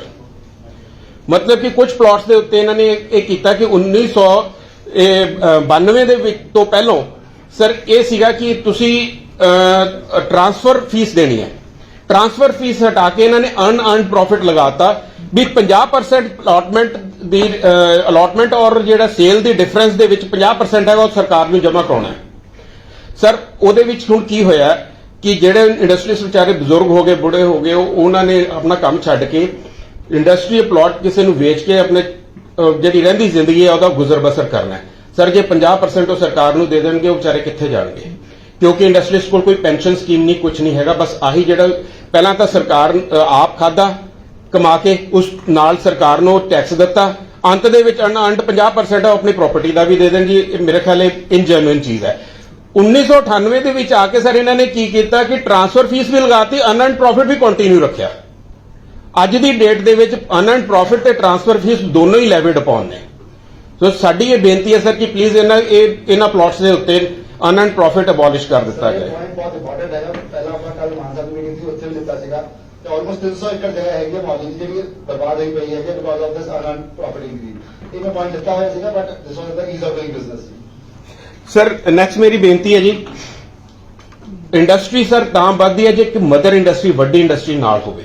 ਅੱਜ ਦੀ ਡੇਟ ਦੇ ਵਿੱਚ ਜੇ ਪੰਜਾਬ ਟਰੈਕਟਰ ਲਿਮਟਿਡ ਇੱਥੇ ਹੈਗਾ ਤਾਂ ਮੇਰੇ ਭਰਾ ਜਿਹੜੇ ਟਰੈਕਟਰ ਪਾਰਟਨਰ ਦੀਆਂ ਐਂਸਿਲਰੀਜ਼ ਨੇ ਸਰ ਉਹਨਾਂ ਕਰਕੇ ਉਹਨਾਂ ਦੇ ਯੂਨਿਟ ਚੱਲਦੇ ਨੇ। ਖੁਦਾ ਨਾ ਖਾਸਤਾ ਜੇ ਇਹ ਇੱਥੋਂ ਚਲੇ ਗਿਆ ਤਾਂ ਸਰ ਬਹੁਤ ਬੁਰਾ ਹਾਲ ਹੋ ਜਾਏਗਾ ਏਰੀਆ ਦਾ। ਜਿਵੇਂ ਪਨਵਾਇਰ ਚਲੇਗੀ, ਪੀਸੀਐਲ ਚਲੇਗੀ, ਜੇਸੀਟੀ ਚਲੇਗੀ ਸਰ, ਉਹਨਾਂ ਨੇ electronic industry totally wipe of ਹੋ ਗਈ ਇੱਥੋਂ। ਸਰ ਤੁਹਾਡੇ ਚਰਨਾਂ 'ਚ ਇਹ ਬੇਨਤੀ ਹੈ ਕਿ ਤੁਹਾਡੇ ਕੋਲ 5 ਸਾਲ ਨੇ, ਤੁਹਾਡੇ ਕੋਲ ਮੈਂਡੇਟ ਵੀ ਬਹੁਤ ਵਧੀਆ ਹੈ, ਕਿਰਪਾ ਕਰਕੇ ਕੋਈ ਵਧੀਆ ਪੀਐਸਯੂ ਯੂਨਿਟਸ ਲਗਾਓ ਸਰ, ਤਾਂ ਕਿ ਸਰਕਾਰ ਨੂੰ ਵੀ ਇਨਕਮ ਹੋਵੇ ਤੇ ਨਾਲ ਹੋਰ ਇੰਡਸਟਰੀ ਵੀ ਇੱਥੇ ਆਵੇ ਜੀ, ਛੋਟੀ ਇੰਡਸਟਰੀ। ਨੈਕਸਟ ਹੈਗਾ ਸਰ, ਅੱਗੇ ਹੁੰਦਾ ਸੀਗਾ ਪੰਜਾਬ ਕੋਲ ਪੰਜਾਬ ਫਾਈਨੈਂਸ਼ੀਅਲ ਕਾਰਪੋਰੇਸ਼ਨ। ਜਿਹੜੇ ਛੋਟੇ ਸਨਅਤਕਾਰ ਹੁੰਦੇ ਸੀਗੇ ਜੀ ਉਹਨਾਂ ਤੋਂ ਉਹ ਲੋਨ ਲੈ ਲੈਂਦੇ ਸੀ ਪੀਐਫਸੀ ਤੋਂ ਤੇ ਆਪਣੇ ਕੰਮਕਾਰ ਉਹ ਤੋੜ ਲੈਂਦੇ ਸੀਗੇ ਜੀ। ਉਹ ਇਹਨਾਂ ਨੇ ਪੀਐਫਸੀ ਜੀ ਖਤਮ ਕਰਤਾ। ਹੁਣ ਉਹ ਡਾਇਰੈਕਟ ਬੈਂਕਾਂ ਦੇ ਹਵਾਲੇ ਹੋ ਗਏ ਜੀ। ਔਰ ਬੈਂਕਾਂ ਦੇ ਵਿੱਚ ਤੁਹਾਨੂੰ ਪਤਾ ਹੀ ਹੈ ਕਿ ਨੈਸ਼ਨਲਾਈਜ਼ ਬੈਂਕ ਤੋਂ ਇਲਾਵਾ ਜਿਹੜੇ ਦੂਸਰੇ ਬੈਂਕ ਹੈ ਉਹਨਾਂ ਦੀ ਲੁੱਟ ਹੋ ਗਈ। ਮੈਂ ਟਾਈਮ ਨਹੀਂ ਵੇਸਟ ਕਰਨਾ ਚਾਹੁੰਦਾ ਉਸ ਮਾਮਲੇ 'ਚ। ਸਰ ਉਹ ਪਲੀਜ਼ ਜੇ ਇਸ ਤਰ੍ਹਾਂ ਦਾ ਕੋਈ ਇੰਸਟੀਚਿਊਟ ਤੁਸੀਂ ਦੁਬਾਰਾ ਰੀਸਟੈਬਲਿਸ਼ ਕਰ ਦਿਓ ਸਰਕਾਰ ਦੇ ਲੈਵਲ ਤੇ, ਕਿਉਂਕਿ ਸਰਕਾਰ ਹਮੇਸ਼ਾ ਸਰ ਮਾਸਸ ਦੇ ਭਲਾਈ ਵਾਸਤੇ ਹੁੰਦੀ ਹੈ। ਮੈਂ ਤਾਂ ਕਹਿ ਰਿਹਾ ਜੀ ਵੀ ਸਰਕਾਰ ਦੇ ਲੈਵਲ ਤੇ ਫਾਈਨੈਂਸ਼ੀਅਲ ਇੰਸਟੀਟਿਊਸ਼ਨ ਕੋਈ ਕ੍ਰੀਏਟ ਕਰੋ ਸੋ ਦੈਟ ਕਿ ਜਿਹੜੇ ਛੋਟੇ ਸਨਅਤਕਾਰ ਨੇ ਉਹਨਾਂ ਨੂੰ ਵਧੀਆ ਕੋਈ ਚੰਗੇ ਰੇਟਸ ਦੇ ਉੱਤੇ, ਜਾਂ ਸਰ 17 ਦੇ ਦਹਾਕੇ 'ਚ ਜੇ ਤੁਸੀਂ ਦੇਖ ਲਓ ਤਾਂ 17 ਦੇ ਦਹਾਕੇ ਦੇ ਵਿੱਚ ਜਿਹੜੇ ਛੋਟੇ ਇੰਡਸਟਰੀਸਟ ਹੁੰਦੇ ਸੀ ਉਹਨਾਂ ਨੂੰ ਇੰਟਰਸਟ ਫ੍ਰੀ ਲੋਨ ਮਿਲਦੇ ਹੁੰਦੇ ਸੀ। ਜੇ ਉਹ ਦੁਬਾਰਾ ਆ ਜਾਣ ਸਰ ਤਾਂ ਸਨਅਤ ਸਾਡੀ ਬਹੁਤ ਪ੍ਰਫੁੱਲਤ ਹੋਵੇਗੀ, ਸਰਕਾਰ ਦੇ ਉੱਤੇ ਇੰਪਲੋਇਮੈਂਟ ਦਾ ਬਜਟ ਘਟੇਗਾ, ਪਲੱਸ ਰੈਵਨਿਊ ਜਨਰੇਸ਼ਨ ਮੈਕਸਿਮਮ ਹੋਏਗੀ ਸਰ। ਜੀ ਸਰ ਬਸ 2 ਪੁਆਇੰਟ ਰਹਿ ਗਏ ਸਰ। ਸਰ ਇੱਕ ਜਿਹੜੇ ਛੋਟੇ ਸਨਅਤਕਾਰ ਹੁੰਦੇ ਨੇ, ਵੱਡਿਆਂ ਕੋਲ ਤਾਂ ਆਪਣੇ ਟ੍ਰੇਨਿੰਗ ਯੂਨਿਟਸ ਹੁੰਦੇ ਨੇ, ਟ੍ਰੇਨਿੰਗ ਰੂਮਸ ਹੁੰਦੇ ਨੇ, ਟ੍ਰੇਨਿੰਗ ਕਲਾਸਿਸ ਹੁੰਦੀਆਂ ਨੇ, ਲੇਕਿਨ ਸਰ ਛੋਟੇ ਸਨਅਤਕਾਰ ਦੀ ਅਪਲਿਫਟਮੈਂਟ ਵਾਸਤੇ ਉਹਦੇ ਕੋਲ ਕੁਝ ਨਹੀਂ ਹੁੰਦਾ। ਬੇਨਤੀ ਹੈ ਕਿ ਸਰਕਾਰ ਆਪਣੇ ਲੈਵਲ ਦੇ ਉੱਤੇ ਇਹਨਾਂ ਦੀ ਅਪਗ੍ਰੇਡੇਸ਼ਨ ਵਾਸਤੇ, ਇਹਨਾਂ ਦੀ ਐਜੂਕੇਸ਼ਨ ਵਾਸਤੇ ਕੋਈ ਅਕੈਡਮੀਆਂ ਔਰ ਇੰਡਸਟਰੀ ਸਮਝ ਕ੍ਰੀਏਟ ਕਰੇ ਤਾਂ ਕਿ ਇਹ ਵੀ ਆਪਣੇ ਆਪ ਨੂੰ ਅਪਲਿਫਟ ਕਰ ਸਕਣ ਜੀ। ਸਰ ਨੈਕਸਟ ਮੇਰੀ ਬੇਨਤੀ ਹੈ ਜੀ ਕਿ ਆਕਸ਼ਨ ਪਾਲਿਸੀ ਸਰਕਾਰ ਨੇ ਪਤਾ ਨਹੀਂ ਕਿਉਂ ਕ੍ਰੀਏਟ ਕਰ ਦਿੱਤੀ ਸਰ। ਸਾਨੂੰ ਸਨਅਤਕਾਰਾਂ ਨੂੰ ਕੰਸਲਟ ਤੱਕ ਨਹੀਂ ਕੀਤਾ। ਪਹਿਲਾਂ ਅਲਾਟਮੈਂਟ ਹੁੰਦੀ ਸੀ, ਜਿਹੜੇ ਨੀਡੀ ਲੋਕ ਹੁੰਦੇ ਸੀ ਉਹਨਾਂ ਨੂੰ ਪਲਾਟ ਦਿੱਤੇ ਜਾਂਦੇ ਸੀ ਇੰਟਰਵਿਊ ਕਰਕੇ, ਉਹਨਾਂ ਦੀ ਕ੍ਰੈਡੀਬਿਲਿਟੀ ਦੇਖ ਕੇ। ਸਰ ਉਹ ਅਬੋਲਿਸ਼ ਕਰਕੇ ਜੀ ਇਹਨਾਂ ਨੇ ਆਕਸ਼ਨ ਪਾਲਿਸੀ ਕਰਤੀ। ਔਰ ਮੈਂ ਮਾਫੀ ਮੰਗਣਾ ਚਾਹੁੰਦਾ ਜਿਹੜੇ ਮੇਰੇ ਇੱਥੇ ਪ੍ਰਾਪਰਟੀ ਡੀਲਰ ਵੀਰ ਆ ਉਹਨਾਂ ਤੋਂ, ਮੇਰੀ ਗੱਲ ਦਾ ਗੁੱਸਾ ਨਾ ਕਰਨ ਸਰ। ਉਹ ਹੁਣ ਅੱਜ ਦੀ ਡੇਟ 'ਚ ਜੇ ਸਨਅਤਕਾਰ ਨੇ ਕਿਸੇ ਨੇ ਪਲਾਟ ਲੈਣਾ ਤਾਂ ਓਪਨ ਮਾਰਕੀਟ 'ਚ ਲਊਗਾ ਸਰ। 2 ਕਰੋੜ ਦਾ ਪਲਾਟ ਤੋਂ ਘੱਟ ਨਹੀਂ ਮਿਲਦਾ ਜੀ। ਜਦ ਕਿ ਉਸ ਸਮੇਂ ਉਹ ਪਲਾਟ ਜਿਹੜੇ ਹੁੰਦੇ ਸੀ ਬੇਅਰ ਮਿਨੀਮਮ ਪ੍ਰਾਈਸਿਸ ਤੇ ਸਰਕਾਰ ਸਬਸਿਡੀ ਦੇ ਉੱਤੇ ਦਿੰਦੀ ਸੀਗੀ। ਬੇਸ਼ੱਕ ਸਾਨੂੰ ਉਹ ਅਲਾਉ ਨਾ ਕਰੇ ਸਰਕਾਰ ਨਾ ਕਹਿੰਦਾ ਕਿਉਂਕਿ ਤੁਸੀਂ ਸਬਸਿਡੀ ਤੇ ਸਾਨੂੰ ਪਲਾਟ ਦਿਓਗੇ, ਤੁਸੀਂ ਸਾਨੂੰ ਅਲਾਉ ਨਾ ਕਰੋ ਕਿ ਅਸੀਂ ਓਪਨ ਮਾਰਕੀਟ ਸੇਲ ਕਰੀਏ। ਸਰ ਇਹਦੇ ਨਾਲ ਉਹਨਾਂ ਜਿਹੜੇ ਨਵੇਂ ਬੱਚੇ ਪੜ੍ਹ ਕੇ ਆ ਰਹੇ ਆ ਉਹਨਾਂ ਨੂੰ ਫੈਕਟਰੀ ਲਾਉਣ ਦਾ ਉਤਸ਼ਾਹ ਮਿਲੇਗਾ। ਮਿਨੀਮਮ ਬੇਅਰ ਮਿਨੀਮਮ ਕਾਸਟ ਸੇ ਜੇ ਅਸੀਂ ਪਲਾਟ ਵੱਡਾ ਲੈਣਾ, ਛੋਟਾ ਪਲਾਟ ਸਰੈਂਡਰ ਕਰੀਏ ਸਰਕਾਰ ਨੂੰ ਤੋਂ ਵੱਡਾ ਲੈ ਲਈਏ। ਸਰ ਇਸ ਤਰ੍ਹਾਂ ਪਲੀਜ਼ ਜੇ ਹੋ ਸਕੇ ਤਾਂ ਬਜਟ ਦੇ ਵਿੱਚ ਇਹਦੀ ਪ੍ਰੋਵੀਜ਼ਨ ਕਰਵਾ ਦਿਓ ਜੀ। ਉਸ ਤੋਂ ਬਾਅਦ ਸਰ ਇੰਡਸਟਰੀਅਲ ਏਰੀਆਜ਼ ਇੱਥੇ ਇਸ ਸ਼ਹਿਰ ਦੇ ਵਿੱਚ 9 ਨੇ ਜੀ। ਈਐਸਆਈ ਡਿਸਪੈਂਸਰੀ 1 ਹੈ। ਜੇ ਰੱਬ ਖੁਦਾ ਨਾ ਖਾਸਤਾ ਸਰ ਖੁਦਾ ਨਾ ਖਾਸਤਾ ਕਿ ਸਰ ਆਏ ਦਿਨ ਕੁਛ ਨਾ ਕੁਛ ਤਾਂ ਹੋਇਆ ਹੀ ਰਹਿੰਦਾ ਕਿਸੇ ਵਰਕਰ ਨੂੰ, ਤਾਂ ਸਰ 10-10 15-15 ਕਿਲੋਮੀਟਰ ਭੱਜਣਾ ਪੈਂਦਾ ਜੀ। ਜੇ ਹਰ ਇੰਡਸਟਰੀਅਲ ਏਰੀਏ ਦੇ ਵਿੱਚ ਇੱਕ ਡਿਸਪੈਂਸਰੀ ਕ੍ਰੀਏਟ ਕਰ ਦਿੱਤੀ ਜਾਏ, ਜਦ ਕਿ ਇੰਡਸਟਰੀ ਡਿਪਾਰਟਮੈਂਟ ਕੋਲ ਸਰ ਇਹ ਦੀ ਪ੍ਰੋਵੀਜ਼ਨ ਹੈਗੀ ਆ, ਹਰ ਇੰਡਸਟਰੀਅਲ ਏਰੀਏ ਦੇ ਵਿੱਚ ESI ਦੀ ਰਿਜ਼ਰਵਡ ਜਗ੍ਹਾ ਹੈਗੀ ਹੈ, ਲੇਕਿਨ ਸਰ ESI ਨੇ ਕਦੇ ਡਿਮਾਂਡ ਹੀ ਨਹੀਂ ਕੀਤੀ ਜੀ। ਇਹ ਸਰ ਇਹ ਬੇਨਤੀ ਹੈ, ਜੇ ਹੋ ਜਾਏ ਤਾਂ ਬੈਟਰ ਰਹੇਗਾ ਜੀ। ਨੈਕਸਟ ਹੈ ਜੀ ਕਿ ਜਿਹੜੇ ਛੋਟੇ ਸਨਅਤਕਾਰ ਹੈ, ਨਾ ਤਾਂ ਉਹਨਾਂ ਕੋਲ ਫਿਊਚਰ ਲਈ ਮੈਡੀਕਲ ਇੰਸ਼ੋਰੈਂਸ ਹੈ ਕੋਈ, ਨਾ ਕੋਈ ਪੈਨਸ਼ਨ ਸਕੀਮ, ਨਾ ਕੋਈ ਅਫੋਰਡੇਬਲ ਹਾਊਸਿੰਗ। ਸਰ ਇਸ ਦੇ ਉੱਤੇ ਵੀ ਧਿਆਨ ਦਿੱਤਾ ਜਾਏ ਤਾਂ ਕਿ ਉਹਨਾਂ ਦਾ ਬੁਢੇਪਾ ਜਾਂ ਉਹਨਾਂ ਦੀ ਜਿਹੜੀ ਲਾਈਫ ਗੋਇੰਗ ਹੈ ਉਹਦੇ ਤੇ ਕੋਈ ਅਨਟੂਵਰਡ ਇਨਸੀਡੈਂਟ ਹੁੰਦਾ ਤਾਂ ਉਹ ਆਪਣਾ ਸੰਭਾਲ ਸਕਣ ਜੀ। ਅਗਲਾ ਸਰ ਕਿ ਪੋਲਿਊਸ਼ਨ ਵੱਲੋਂ ਸਰ ਇੱਕ ਬਹੁਤ ਵੱਡਾ ਹੈਮਰ ਆਇਆ ਹੈ, ਉਹ ਇਹ ਹੈ ਕਿ ਜੇ ਤੁਸੀਂ ਪੋਲਿਊਸ਼ਨ ਸਰਟੀਫਿਕੇਟ ਨਹੀਂ ਲਿਆ ਤਾਂ ਜਦ ਤੋਂ ਤੁਹਾਡੀ ਇੰਡਸਟਰੀ ਸਟੈਬਲਿਸ਼ ਤੁਸੀਂ ਕੀਤੀ ਹੈ ਉਦੋਂ ਤੋਂ ਲੈ ਕੇ ਹੁਣ ਤੱਕ ਤੁਸੀਂ ਉਹਦੀ ਫੀਸ ਪੇ ਕਰੋ ਜੀ। ਸਰ ਇਹ ਤਾਂ ਉਹ ਗੱਲ ਹੋ ਗਈ ਜੀ, ਜੇ ਮੈਂ 30 ਸਾਲ ਦੇ ਨੇ ਆਪਣਾ ਡਰਾਈਵਿੰਗ ਲਾਇਸੈਂਸ ਬਣਾਇਆ ਤਾਂ ਮੈਂ 18 ਸਾਲ ਤੋਂ ਲੈ ਕੇ 30 ਸਾਲ ਤੱਕ ਦੀ ਫੀਸ ਜਮ੍ਹਾਂ ਕਰਾਵਾਂ ਜੀ। ਸਰ ਇਹ ਕਿਸੇ ਸਟੇਟ 'ਚ ਇਦਾਂ ਦਾ ਨਹੀਂ ਹੈ, ਇਹ ਕਿਰਪਾ ਕਰਕੇ ਇਹਨੂੰ ਹਟਾਓ। ਤੇ ਨਾਲੇ ਜਿਹੜੀ ਵਾਈਟ ਲਿਸਟ ਹੈ ਉਹਨੂੰ ਤਾਂ ਰਜਿਸਟ੍ਰੇਸ਼ਨ ਤੋਂ ਪਹਿਲਾਂ ਵੀ ਰਜਿਸਟ੍ਰੇਸ਼ਨ ਨਹੀਂ ਸੀ ਉਹਦੀ, ਹੁਣ ਇਹਨਾਂ ਨੇ ਉਹਦੀ ਵੀ ਰਜਿਸਟ੍ਰੇਸ਼ਨ ਸ਼ੁਰੂ ਕਰਤੀ। ਸਰ ਉਹ ਵਾਈਟ ਲਿਸਟ ਨੂੰ ਐਟਲੀਸਟ ਐਗਜ਼ੈਂਪਟ ਕਰਵਾ ਦਿਓ ਜੀ। ਸਰ ਲਾਸਟ ਮੇਰਾ ਪੁਆਇੰਟ ਹੈਗਾ ਜੀ ਕਿ ਲੇਬਰ ਲਾਸ ਜਿਹੜੇ ਹੈਗੇ ਆ ਨਾ, ਠੀਕ ਹੈ ਸਰ ਉਹ ਲੇਬਰ ਦੀ ਹੱਕ ਵਾਸਤੇ ਹੈ, ਲੇਕਿਨ ਕੋਵਿਡ ਦੇ ਵਿੱਚ ਅਸੀਂ ਬਹੁਤ ਚੱਲਿਆ।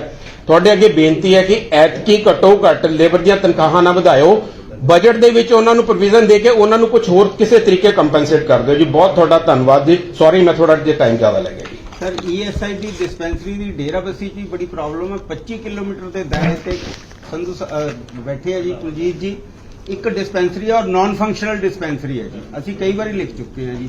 ਸਾਡੇ 40,000 ਵਰਕਰ ਤੇ ਸਾਡੀ ਐਸੋਸੀਏਸ਼ਨ ਕੰਮ ਕਰ ਰਹੇ ਆ। ਸਰ ਸਾਡਾ ਵੀ ਈਜ਼ ਆਫ ਡੂਇੰਗ ਬਿਜ਼ਨਸ ਹੈਗਾ ਪੁਆਇੰਟ, ਲੇਕਿਨ ਉਸ 'ਚ ਸਰ ਇਹ ਹੈਗਾ ਕਿ ਆਲਮੋਸਟ ESI ਤਾਂ ਜਿਹੜੇ ਹੈਗੇ ਨੇ, ਜਿਹੜੇ ESI ਤਾਂ ਰੈਡੀ ਹੈਗੀ ਹੈ ਉਹਨੂੰ ਬਣਾਉਣ ਲਈ, ਬਟ ਉਹ DHS ਵੱਲੋਂ ਜਿਹੜੀ ਉਹਨਾਂ ਦੀ ਡਾਕਟਰਸ ਦੀ ਰਿਕਰੂਟਮੈਂਟ ਹੁੰਦੀ ਹੈ ਉਹ DHS ਪੰਜਾਬ ਕਰਦੀ ਹੈਗੀ ਹੈ ਸਰ। ਉੱਥੇ ਵੀ ਪੰਜਾਬ ਮੋਹਾਲੀ 'ਚ ਬਹੁਤ ਵੱਡਾ ਹਸਪੀਟਲ ਹੈਗਾ, ਬਟ ਉੱਥੇ ਹੁਣ ਉਹ ਕਵਰ ਕਰਦੇ ਚਲਾਉਣ ਤੋਂ ਲੈ ਕੇ ਪੂਰਾ ਡੇਰਾਬੱਸੀ ਕੋਈ ਹਸਪੀਟਲ ਕਵਰ ਕਰਦਾ ਹੈਗਾ। We lose out on workers also ਕਿ ਜੋ ਕਹਿੰਦੇ ਇੱਥੇ ਫੈਸਿਲਿਟੀ ਨਹੀਂ ਹੈਗੀ, we will work in Panchkula, we will work in Chandigarh, we will not, तो ਉੱਥੇ ਵੀ ਆਪਾਂ lose out ਕਰਦੇ ਹਾਂ on skilled manpower also। ਤੇ ਇਹ ਡਿਸਪੈਂਸਰੀਆਂ ਦਾ ਸਾਨੂੰ ਚਲਾਉਣਾ ਚਾਹੀਦੀ ਹੈ ਕਿ sir office area Derabassi area ਹੈਗੀ ਬਹੁਤ ਜ਼ਰੂਰੀ ਹੈਗੀ। ਬੋਲੋ ਡੇਰਾਬੱਸੀ ਦੇ ਵਿੱਚ ਤਾਂ ਜੀ ਜਗ੍ਹਾ ਵੀ ਅਲਾਟ ਹੋ ਗਈ ਸੀ ਜੀ। ਇਹ ਆਪਾਂ ਕਰ ਲੈਂਦੇ ਹਾਂ ਜੀ। Point is well taken. I think it is well taken and stressed out. Not stressed. We will take cognizance of this. Next, sir, moving on to, we can move to the admissions and educationists. So we have Professor B.S. Kumar, the ex-Vice Chancellor of Punjab University. So we have requested him to take up all these points and vet the suggestions coming, sir. कार्ययोग वित्त मंत्री चीमा साहब,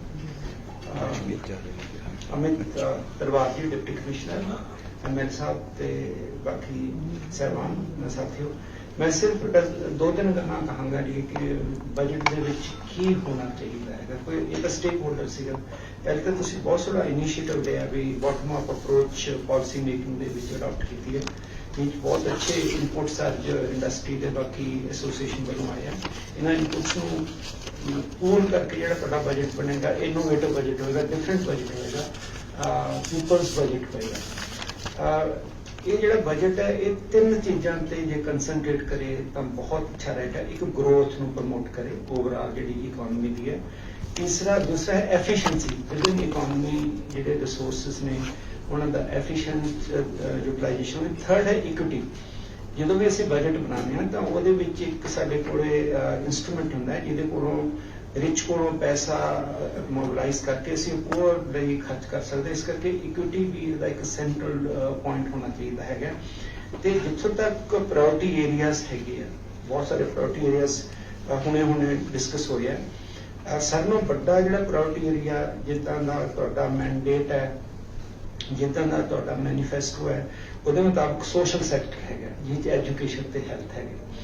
जे ਅਸੀਂ ਸਾਰੀਆਂ status ਨੂੰ pool ਕਰਕੇ ਦੇਖੀਏ ਤਾਂ education ਤੇ 16-17% ਸਾਰੀਆਂ ਸਟੇਟ ਕਰਦੀਆਂ ਖਰਚ, ਆਪਾਂ 10% ਕਰਦੇ ਹਾਂ। ਜੇ ਉਹ ਡਬਲ ਕਰ ਦਿੱਤਾ ਜਾਏ ਤਾਂ ਇੱਕ ਜਿਹੜਾ ਨੌਲੇਜ ਡਰਿਵਨ ਇਕਨੋਮੀ ਹੈ ਉਹਦਾ ਅਸੀਂ ਪੂਰਾ ਲਾਹਾ ਲੈ ਸਕਦੇ ਹਾਂ। ਇਦਾਂ ਹੀ ਹੈਲਥ ਦੇ ਵਿੱਚ ਜੇ ਅਸੀਂ ਸਾਰੀਆਂ ਸਟੇਟ ਲਈਏ 6% ਕਰਨੀ, ਆਪਾਂ 4% ਕਰਦੇ ਹਾਂ, ਉਹਨੂੰ ਵਧਾ ਦਿੱਤਾ ਜਾਵੇ। ਇਨਫਰਾਸਟ੍ਰਕਚਰ ਦੀ ਬਹੁਤ ਜ਼ਰੂਰਤ ਹੈ। ਜਿੰਨੇ ਵੀ ਇੱਥੇ ਸਟੇਕ ਹੋਲਡਰ ਨੇ ਇਹ ਇਨਫਰਾਸਟ੍ਰਕਚਰ ਦਾ ਬਹੁਤ ਫਾਇਦਾ ਉਠਾਉਂਦੇ, ਇਸ ਕਰਕੇ ਸਾਨੂੰ ਇਨਫਰਾਸਟ੍ਰਕਚਰ ਨੂੰ ਪ੍ਰਾਇੋਰਟੀ ਦੇਣੀ ਚਾਹੀਦੀ ਹੈ। ਰੂਰਲ ਡਿਵੈਲਪਮੈਂਟ, ਐਗਰੀਕਲਚਰ ਅਸੀਂ ਬਹੁਤ 2% ਕਰਦੇ ਹਾਂ, ਬਾਕੀ ਸਟੇਟਸ ਪੂਰ ਕਰਕੇ 6 ਕਰਦੇ ਹਾਂ। ਇੰਡਸਟਰੀ ਜਿਹੜੀ ਹੈਗੀ ਹੈ, ਬਹੁਤ ਸਾਰੀ ਇੰਡਸਟਰੀ ਤੇ ਟ੍ਰੇਡਿੰਗ ਐਸੋਸੀਏਸ਼ਨ ਇੰਡਸਟਰੀ ਸਾਨੂੰ ਟੈਕਨੋਲੋਜੀ ਡਰਿਵਨ ਇਨਸੈਂਟੀਵਾਈਜ਼ ਕਰਨਾ ਚਾਹੀਦਾ। ਲੈਂਡ ਇੰਟੈਂਸਿਵ ਟੈਕਨੋਲੋਜੀ ਦੀ ਬਜਾਏ ਇੰਡਸਟਰੀ ਜਿਹੜਾ ਸਾਨੂੰ ਟੈਕਨੋਲੋਜੀ ਡਰਿਵਨ ਇੰਡਸਟਰੀ ਵੱਲ ਜਾਣਾ ਚਾਹੀਦਾ, ਤਾਂ ਕਿ ਅਸੀਂ ਲੈਂਡ ਸੇਵ ਕਰਕੇ ਇੰਪਲੋਇਮੈਂਟ ਹਾਈ ਕੁਆਲਿਟੀ ਅੱਛੇ ਇੰਪਲੋਇਮੈਂਟ ਜਿਹੜੇ ਬੱਚੇ ਬਾਹਰ ਜਾ ਰਹੇ ਉਹ ਬਾਹਰ ਜਾਣਾ ਬੰਦ ਹੋ ਜਾਣ। ਟੈਕਨੋਲੋਜੀ ਡਰਿਵਨ ਇੰਡਸਟਰੀ ਤੇ ਇੱਕ ਸਟਾਰਟਅਪਸ ਤੇ ਸਰ ਜ਼ਰੂਰ ਤੁਸੀਂ ਚੰਗੀ ਤਰ੍ਹਾਂ ਮਤਲਬ ਕਿ ਇਨਸੈਂਟੀਵਾਈਜ਼ ਕਰੋ। ਸਾਡਾ ਜਿਹੜਾ ਯੂਥ ਹੈ, ਚਾਹੇ ਰੂਰਲ ਹੈ ਚਾਹੇ ਅਰਬਨ ਹੈ, ਉਹ ਬੜਾ ਇਨੋਵੇਟਿਵ ਹੈ। ਸਟਾਰਟਅਪਸ ਲਈ ਬੜਾ ਚੰਗੀ ਤਰ੍ਹਾਂ ਅੱਗੇ ਆਏਗਾ, ਪੜ੍ਹਿਆ ਲਿਖਿਆ ਹੈਗਾ। ਸਟਾਰਟਅਪ ਲਈ ਜ਼ਰੂਰ ਸਾਨੂੰ ਉਹਦਾ ਕਰਨਾ ਜੀ। ਇੱਕ ਜਿਹੜਾ ਮੇਰਾ ਲਾਸਟ ਪੁਆਇੰਟ ਹੈ, ਕਿਉਂਕਿ ਟਾਈਮ ਦੀ ਕਮੀ ਹੈਗੀ ਹੈ, ਨਾਰਮਲੀ ਸਭਾਵਾ ਬੈਠੇ ਗਏ ਇੱਥੇ, ਨਾਰਮਲੀ ਅਸੀਂ ਇੱਕੋ ਤਰ੍ਹਾਂ ਦਾ ਬਜਟ ਬਣਾਉਣਾ, ਜਿਹੜਾ ਟ੍ਰੈਡੀਸ਼ਨਲ ਬਜਟ ਹੁੰਦਾ ਜੀ, ਪੈਸਾ ਕਿੱਥੋਂ ਆਉਣਾ ਹੈ ਤੇ ਕਿੱਧਰ ਨੂੰ ਜਾਣਾ ਹੈਗਾ। ਪਰ 2-3 ਬਜਟ ਹੋਰ ਹੈਗੇ ਜਿਹੜੇ ਤੁਹਾਨੂੰ ਬਹੁਤ ਹੈਲਪ ਕਰ ਸਕਦੇ ਆ। ਇੱਕ ਜ਼ੀਰੋ ਬੇਸਡ ਬਜਟਿੰਗ ਹੈਗੀ ਹੈ, ਉਹ ਇਹ ਚਾਹੁੰਦਾ ਵੀ ਜੇ ਐਜੂਕੇਸ਼ਨ 'ਚ ਕੁਛ ਕਰਨਾ ਤਾਂ ਜ਼ੀਰੋ ਤੋਂ ਸਟਾਰਟ ਕਰੋ। ਹਰੇਕ ਚੀਜ਼ ਨੂੰ ਤੁਸੀਂ ਜਸਟੀਫਾਈ ਕਰੋ, ਇਹਨੂੰ ਪੈਸਾ ਕਿਉਂ ਦਿੱਤਾ ਜਾਵੇ, ਇਹਨੂੰ ਪੈਸਾ, ਜੇ ਤੁਸੀਂ ਉਹ ਪਾਸੇ ਚਲੇ ਜਾਓਗੇ ਤੁਹਾਡਾ ਬਹੁਤ ਜ਼ਿਆਦਾ ਅਨਪ੍ਰੋਡਕਟਿਵ ਐਕਸਪੈਂਡੀਚਰ ਹੈ ਜਿਹੜਾ ਉਹ ਡਿਲੀਟ ਹੋ ਜਾਏਗਾ। ਹੁਣ ਤਾਂ ਕੀ ਹੁੰਦਾ ਵੀ ਤੁਹਾਡੇ ਸਾਹਮਣੇ ਆਈਟਮਸ ਨੇ, ਉਹ 10% ਹਾਈ ਕਰ ਦੋ ਜੀ, ਬਜਟ ਬਣ ਗਿਆ। ਜੇ ਤੁਹਾਡਾ ਮਹਿਕਮਾ ਹਰੇਕ ਡਿਪਾਰਟਮੈਂਟ ਨੂੰ ਇਹ ਪੁੱਛ ਲੇ ਵੀ ਤੂੰ ਜੇ 1 ਰੁਪਇਆ ਖਰਚਣਾ ਹੈ, ਨਵੇਂ ਸਿਰੋਂ ਕਿਉਂ ਖਰਚਣਾ, ਸਾਰਾ ਕੁਝ ਰਿਵਿਊ ਹੋ ਜਾਏ, ਬਹੁਤ ਸਾਰੀਆਂ ਚੀਜ਼ਾਂ ਤੁਹਾਡੀਆਂ ਡਿਲੀਟ ਹੋ ਜਾਣਗੀਆਂ। ਉਹਦੇ ਨਾਲ ਇੱਕ ਪਰਫਾਰਮੈਂਸ ਸੈਂਟਰ ਗਵਰਨਮੈਂਟ ਕਰ ਰਹੀ ਪਰਫਾਰਮੈਂਸ ਬੇਸਡ ਬਜਟ, ਜਿਹੜਾ ਤੁਹਾਡਾ ਪੈਸਾ ਲੱਗਣਾ ਉਹ ਚੋਂ ਆਏਗਾ ਕੀ, ਆਊਟਕਮ ਕੀ ਨਿਕਲੇਗਾ, ਇਹਦਾ ਜੇ ਆਪਣਾ ਮਹਿਕਮਾ ਤਵੱਜੋ ਦੇਵੇ, ਇਹਦੇ ਨਾਲ ਵੀ ਬਹੁਤ ਜ਼ਿਆਦਾ ਫਰਕ ਪੈ ਸਕਦਾ ਹੈਗਾ। ਤੇ ਇੱਕ ਫਾਈਨਲ ਹੈ ਸਨਸੈਟ ਬਜਟਿੰਗ। ਹਰੇਕ ਬਜਟ ਦੇ ਵਿੱਚ ਤੁਹਾਡੇ ਇੱਕ ਕਲੌਜ਼ ਹੋਣੀ ਚਾਹੀਦੀ ਵੀ ਇਹ ਜਿਹੜੀ ਸਕੀਮ ਹੈ ਕਿੰਨੀ ਕੁ ਦੇਰ ਚੱਲੇਗੀ। It should not be forever. ਹਰੇਕ ਸਕੀਮ ਦੀ ਇੱਕ ਲਾਈਫ ਹੁੰਦੀ ਹੈ। ਜੇ ਤੁਸੀਂ ਉਹਦੀ ਲਾਈਫ ਫਿਕਸ ਕਰ ਦੋਗੇ ਤਾਂ ਆਉਣ ਵਾਲੇ ਸਾਲਾਂ ਦੇ ਵਿੱਚ ਤੁਹਾਨੂੰ ਐਲੋਕੇਸ਼ਨ ਦੇ ਟਾਈਮ ਉੱਥੇ ਜ਼ੀਰੋ ਬਜਟਿੰਗ ਹੋ ਜਾਏਗੀ। ਤੇ ਜਿੱਥੋਂ ਤੱਕ ਰਿਸੋਰਸ ਜਨਰੇਸ਼ਨ ਦਾ ਸਵਾਲ ਹੈ, ਉਹ ਬਹੁਤ ਟੈਕਨੀਕਲ ਜਿਹਾ ਮੁੱਦਾ, ਉਹ ਤੇ ਅਸੀਂ ਕਿਸੇ ਵੇਲੇ ਫੇਰ ਬੈਠ ਕੇ ਗੱਲ ਕਰ ਸਕਦੇ ਹਾਂ। ਪਰ ਜੋ ਅੱਜ ਸਟੇਕ ਹੋਲਡਰ ਨੇ ਇਨਪੁਟਸ ਦਿੱਤੇ ਹੈ, ਇਹਨਾਂ ਨੂੰ ਕੰਪਾਈਲ ਕਰਕੇ ਬੜੇ ਟੈਕਨੀਕਲ ਫਾਰਮ ਦੇ ਵਿੱਚ ਜਾ ਕੇ ਬਜਟ ਦੇ ਵਿੱਚ ਪ੍ਰਾਇੋਰਟਾਈਜ਼ ਕੀਤਾ ਜਾ ਸਕਦਾ ਹੈ। Thank you. Thanks a lot, sir. It was really crisp and very focused point, sir. I think everybody appreciates that.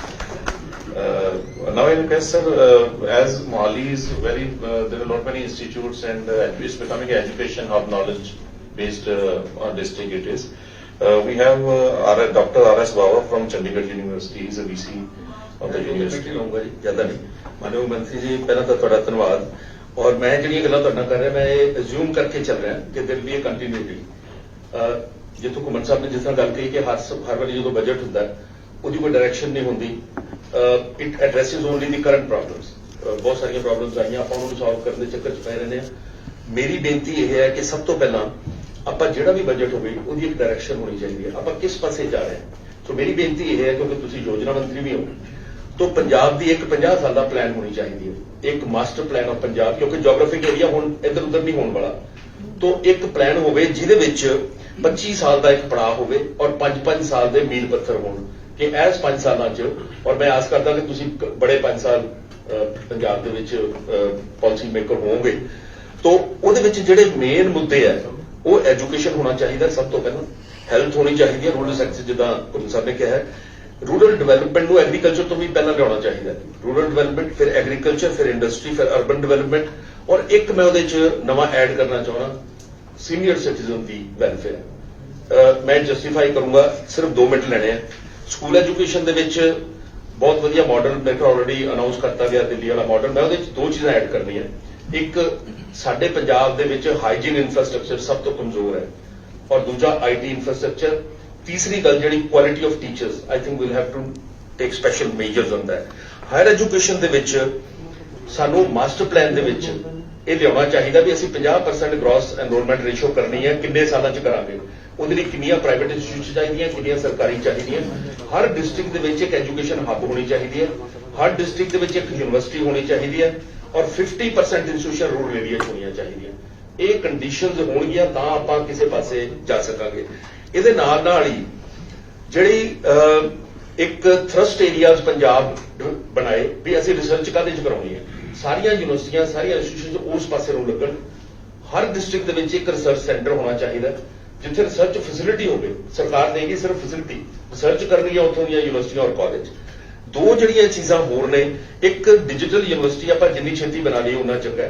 Digital content ਬਣਾਉਣ ਲਈ ਔਰ ਉਹਦੀ ਡਿਲੀਵਰੀ ਨੂੰ ਮੋਨੀਟਰ ਕਰਨ ਲਈ ਸਕੂਲ ਤੋਂ ਲੈ ਕੇ ਉਹ ਜਿਹੜੀ ਯੂਨੀਵਰਸਿਟੀ ਹੈ, it will not be a typical university, ਇਹ ਸਕੂਲ ਤੋਂ ਲੈ ਕੇ ਕਾਲਜਾਂ ਤੱਕ ਯੂਨੀਵਰਸਿਟੀ ਤੱਕ ਜਿਹੜਾ ਕੰਟੈਂਟ ਹੈ, ਕਿਉਂਕਿ ਜਦ ਕੰਟੈਂਟ ਦੀ ਕੁਆਲਿਟੀ ਜਿਹੜੀ ਹੈ, ਮੈਂ ਇੱਕ ਹੋਰ ਬੇਨਤੀ ਕਰਨੀ ਚਾਹੁੰਦਾ, ਆਫ ਦੀ ਟਰੈਕ ਹੈ, ਪ੍ਰਾਇਮਰੀ ਸਕੂਲਾਂ ਵਿੱਚ ਨਈ ਐਜੂਕੇਸ਼ਨ ਪਾਲਿਸੀ 'ਚ ਬਹੁਤ ਰੈਵੋਲੂਸ਼ਨਰੀ ਚੀਜ਼ਾਂ ਲਿਆਂਦੀਆਂ, ਉਹਦੇ ਕੰਟੈਂਟ ਨੂੰ ਕਾਈਂਡਲੀ ਮੋਨੀਟਰ ਕਰਨ ਲਈ ਔਰ ਬਣਾਉਣ ਲਈ ਇੱਕ ਵਿਸ਼ੇ ਉਪਰਾਲਾ ਕਰਨਾ ਚਾਹੀਦਾ। ਇੱਕ ਜਿਹੜੀ ਟੀਚਰ ਦੇ ਪੁਆਇੰਟ ਆਫ ਵਿਊ ਤੋਂ ਮੈਂ ਗੱਲ ਕਰਨੀ ਚਾਹੁੰਦਾ ਉਹ ਇਹ ਹੈ ਕਿ UGC ਦੇ ਗ੍ਰੇਡ ਸ਼ਾਇਦ ਨਾ ਇੰਪਲੀਮੈਂਟ ਕਰਨ ਵਾਲੀ ਆਪਾਂ ਹੀ ਇੱਕ ਸਟੇਟ ਰਹਿ ਗਏ ਪੂਰੇ ਭਾਰਤ ਵਿੱਚ, ਔਰ ਇਹ ਇੱਕ ਬਹੁਤ ਵੱਡਾ ਇਸ਼ੂ ਹੈ ਜਿਹਦੇ ਨਾਲ ਕੁਆਲਿਟੀ ਵੀ ਜੁੜੀ ਹੋਈ ਹੈ, ਜਿਹਦੇ ਨਾਲ ਟੀਚਰ ਦੀ ਪਰਫਾਰਮੈਂਸ ਜੁੜੀ ਹੋਈ ਹੈ। ਇਹ ਉਹਨਾਂ ਦੇ ਪੁਆਇੰਟ ਆਫ ਵਿਊ ਤੋਂ ਮੈਂ ਕਹਿਣਾ ਚਾਹੁੰਦਾ। ਦੂਜੀ ਗੱਲ ਇਹ ਕਿ ਪ੍ਰਾਈਵੇਟ ਤੇ ਸਰਕਾਰੀ ਇੰਸਟੀਟਿਊਸ਼ਨ ਦੇ ਵਿੱਚ ਫਰਕ ਨਾ ਕੀਤਾ।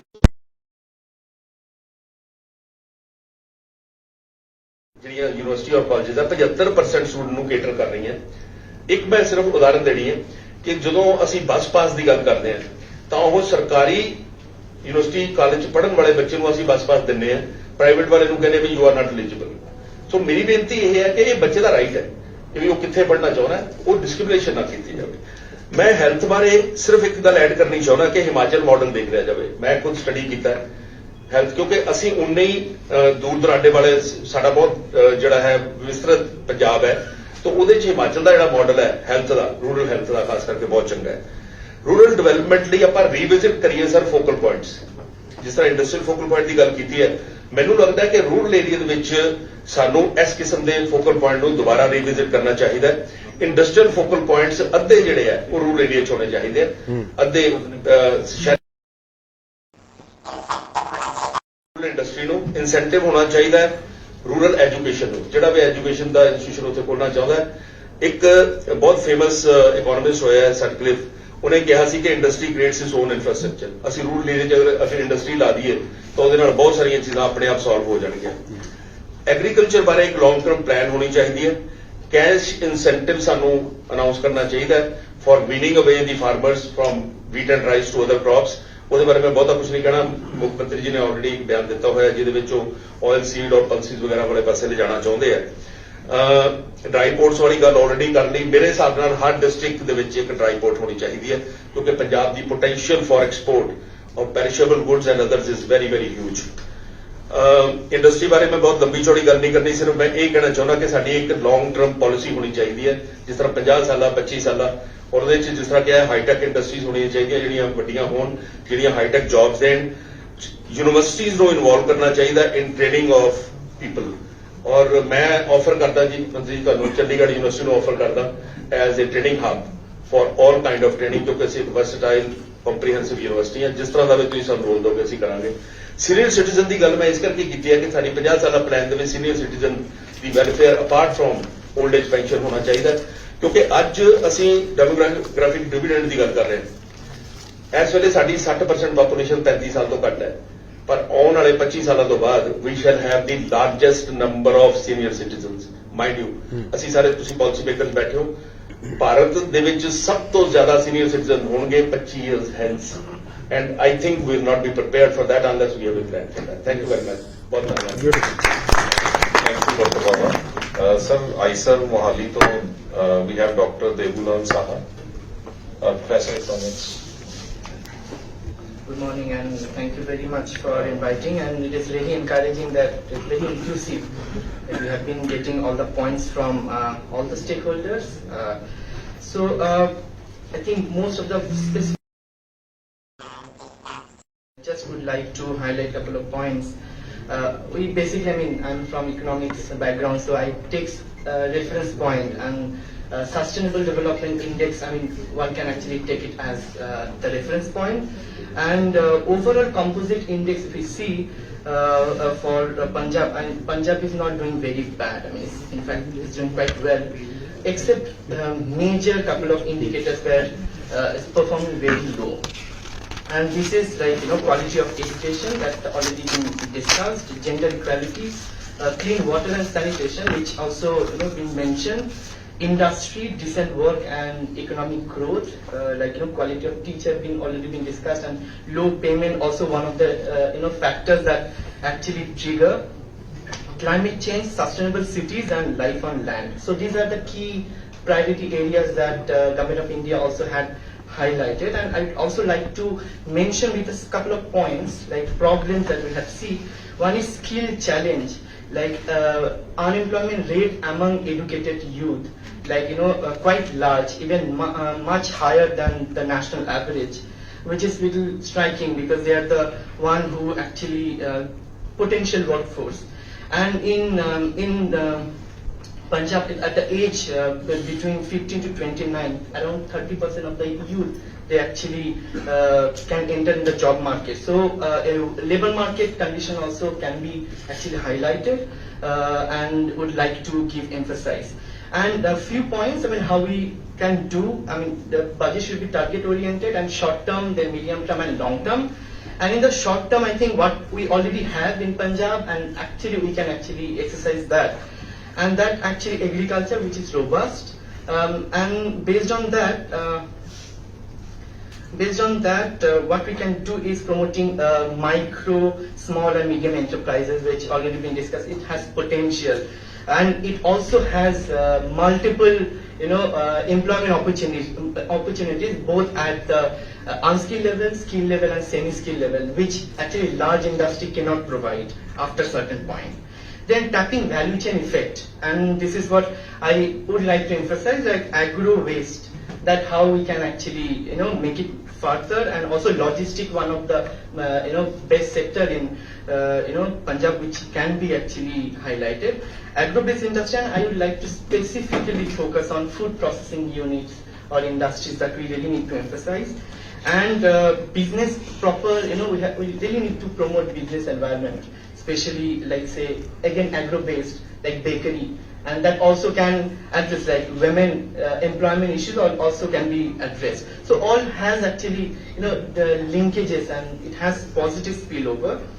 And farmer producer organization, what we call 8PO or 8PC, can be given more priority with also through self-help groups, and that also can actually address of women female workforce, which is very low. Unemployment among female is very low in Punjab. This is all that I would like to highlight. And tax incentives for MSMEs or subsidies, and seed monies for new ventures. Thank you. Thank you, Dr. Sir. Sir, I also welcome MLA Mohali, Kulwant Singh ji. So, sir, with your permission, I will request the MLAs to say a few words on the problems, because they keep moving among the people and they know the problems of the people also. So, I will start with MLA Mohali, then I will request all MLAs to.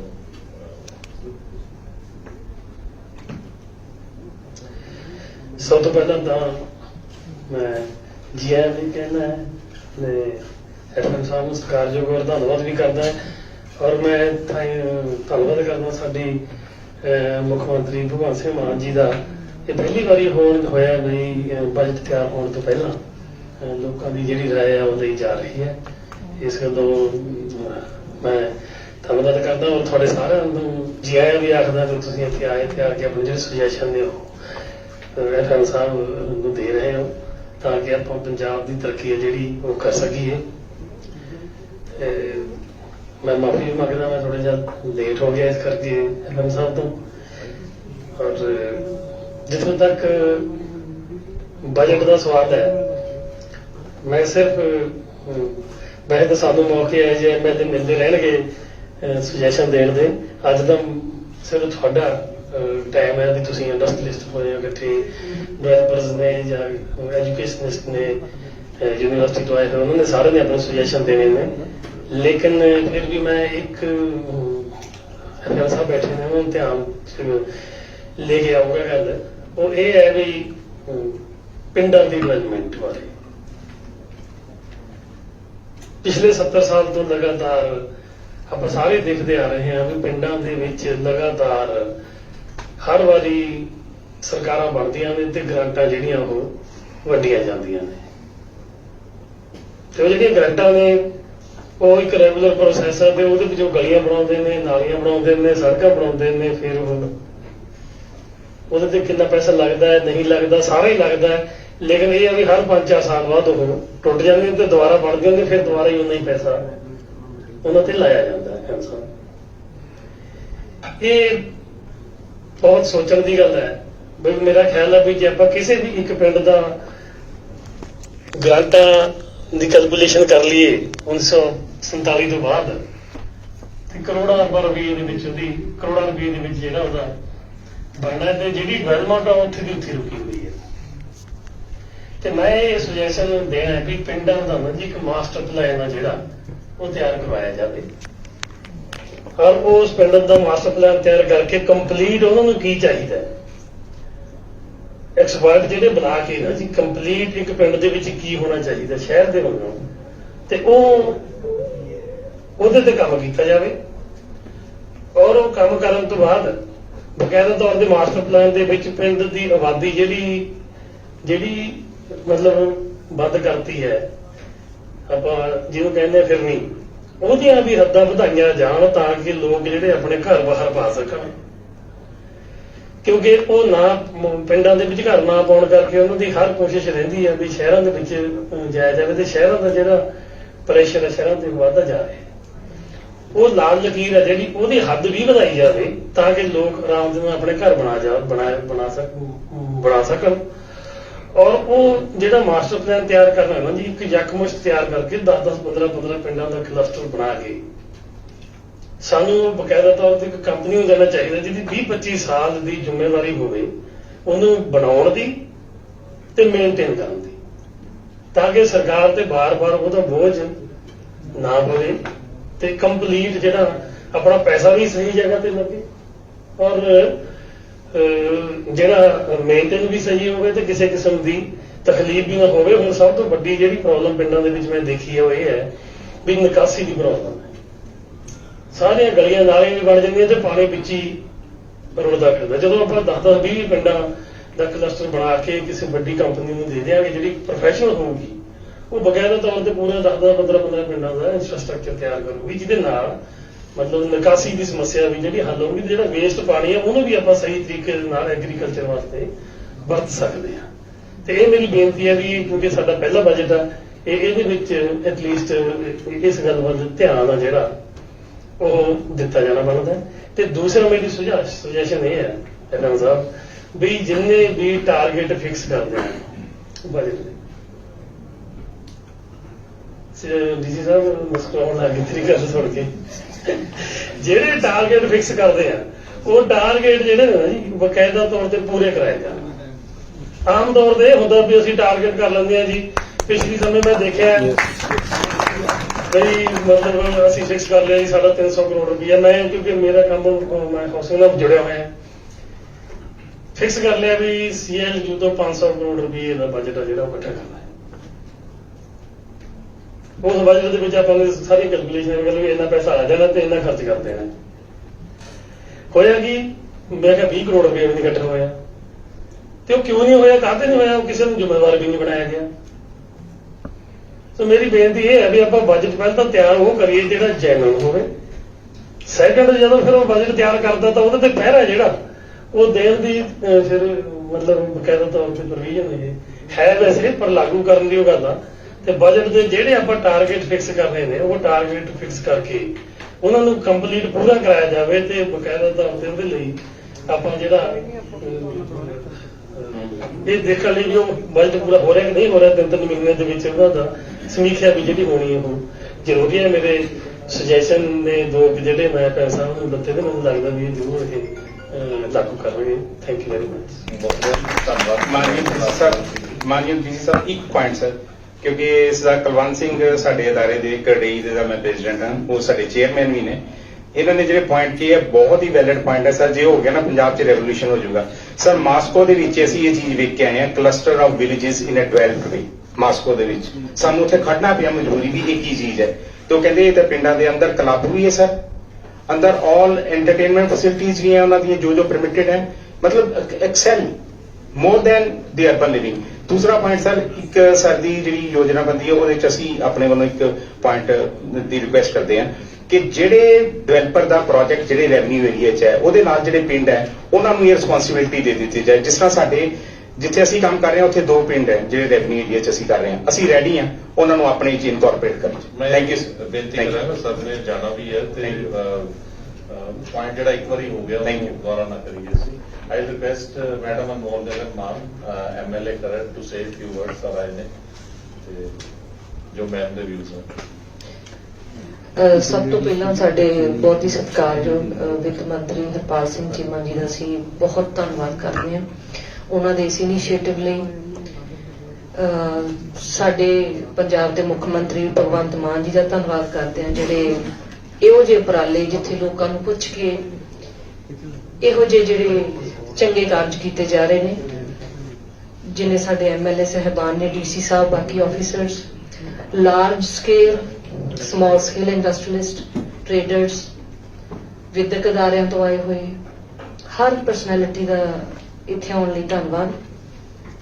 ਸੋ ਸਾਰਿਆਂ ਨੇ ਬਹੁਤ ਸਾਰੇ ਸੁਝਾਅ ਦਿੱਤੇ, ਬੜੇ ਵਧੀਆ ਗੱਲ ਆ ਕਿਉਂਕਿ ਅਸਲੀ ਪ੍ਰੋਬਲਮਸ ਤੁਹਾਡੇ ਕੋਲ ਨੇ, ਕੀ ਦਿੱਕਤਾਂ ਆ ਰਹੀਆਂ ਨੇ ਬੜੇ ਲੰਬੇ ਸਮੇਂ ਤੋਂ ਪਿੱਛੇ ਜਿਹੜੀਆਂ ਸੋਲਵ ਨਹੀਂ ਹੋਈਆਂ। ਕਿਉਂ ਸਾਡੀ ਜਿਹੜੀ ਸਮਾਲ ਸਕੇਲ ਇੰਡਸਟਰੀ ਬਰਬਾਦ ਹੋਈ, ਲਾਰਜ ਸਕੇਲ ਤੇ ਦੂਜੇ ਹਿਮਾਚਲ ਵੱਲ ਸ਼ਿਫਟ ਹੋ ਗਏ ਕੁਝ, ਕਿਉਂਕਿ ਸਰਕਾਰ ਨੇ ਕਦੇ ਮਾਹੌਲ ਹੀ ਨਹੀਂ ਦਿੱਤਾ ਅੱਗੇ ਆਉਣ ਦਾ। ਰੇਟ ਰਾਜ ਹੋ ਗਿਆ, ਓਵਰ ਟੈਕਸ ਹੋ ਗਿਆ, ਬਿਜਲੀ ਦੀਆਂ ਪ੍ਰੋਬਲਮਸ ਹੋ ਗਈਆਂ, ਉਸ ਚੀਜ਼ ਤੋਂ ਅਸੀਂ ਸਾਰੇ ਜਾਣੂ ਹਾਂ।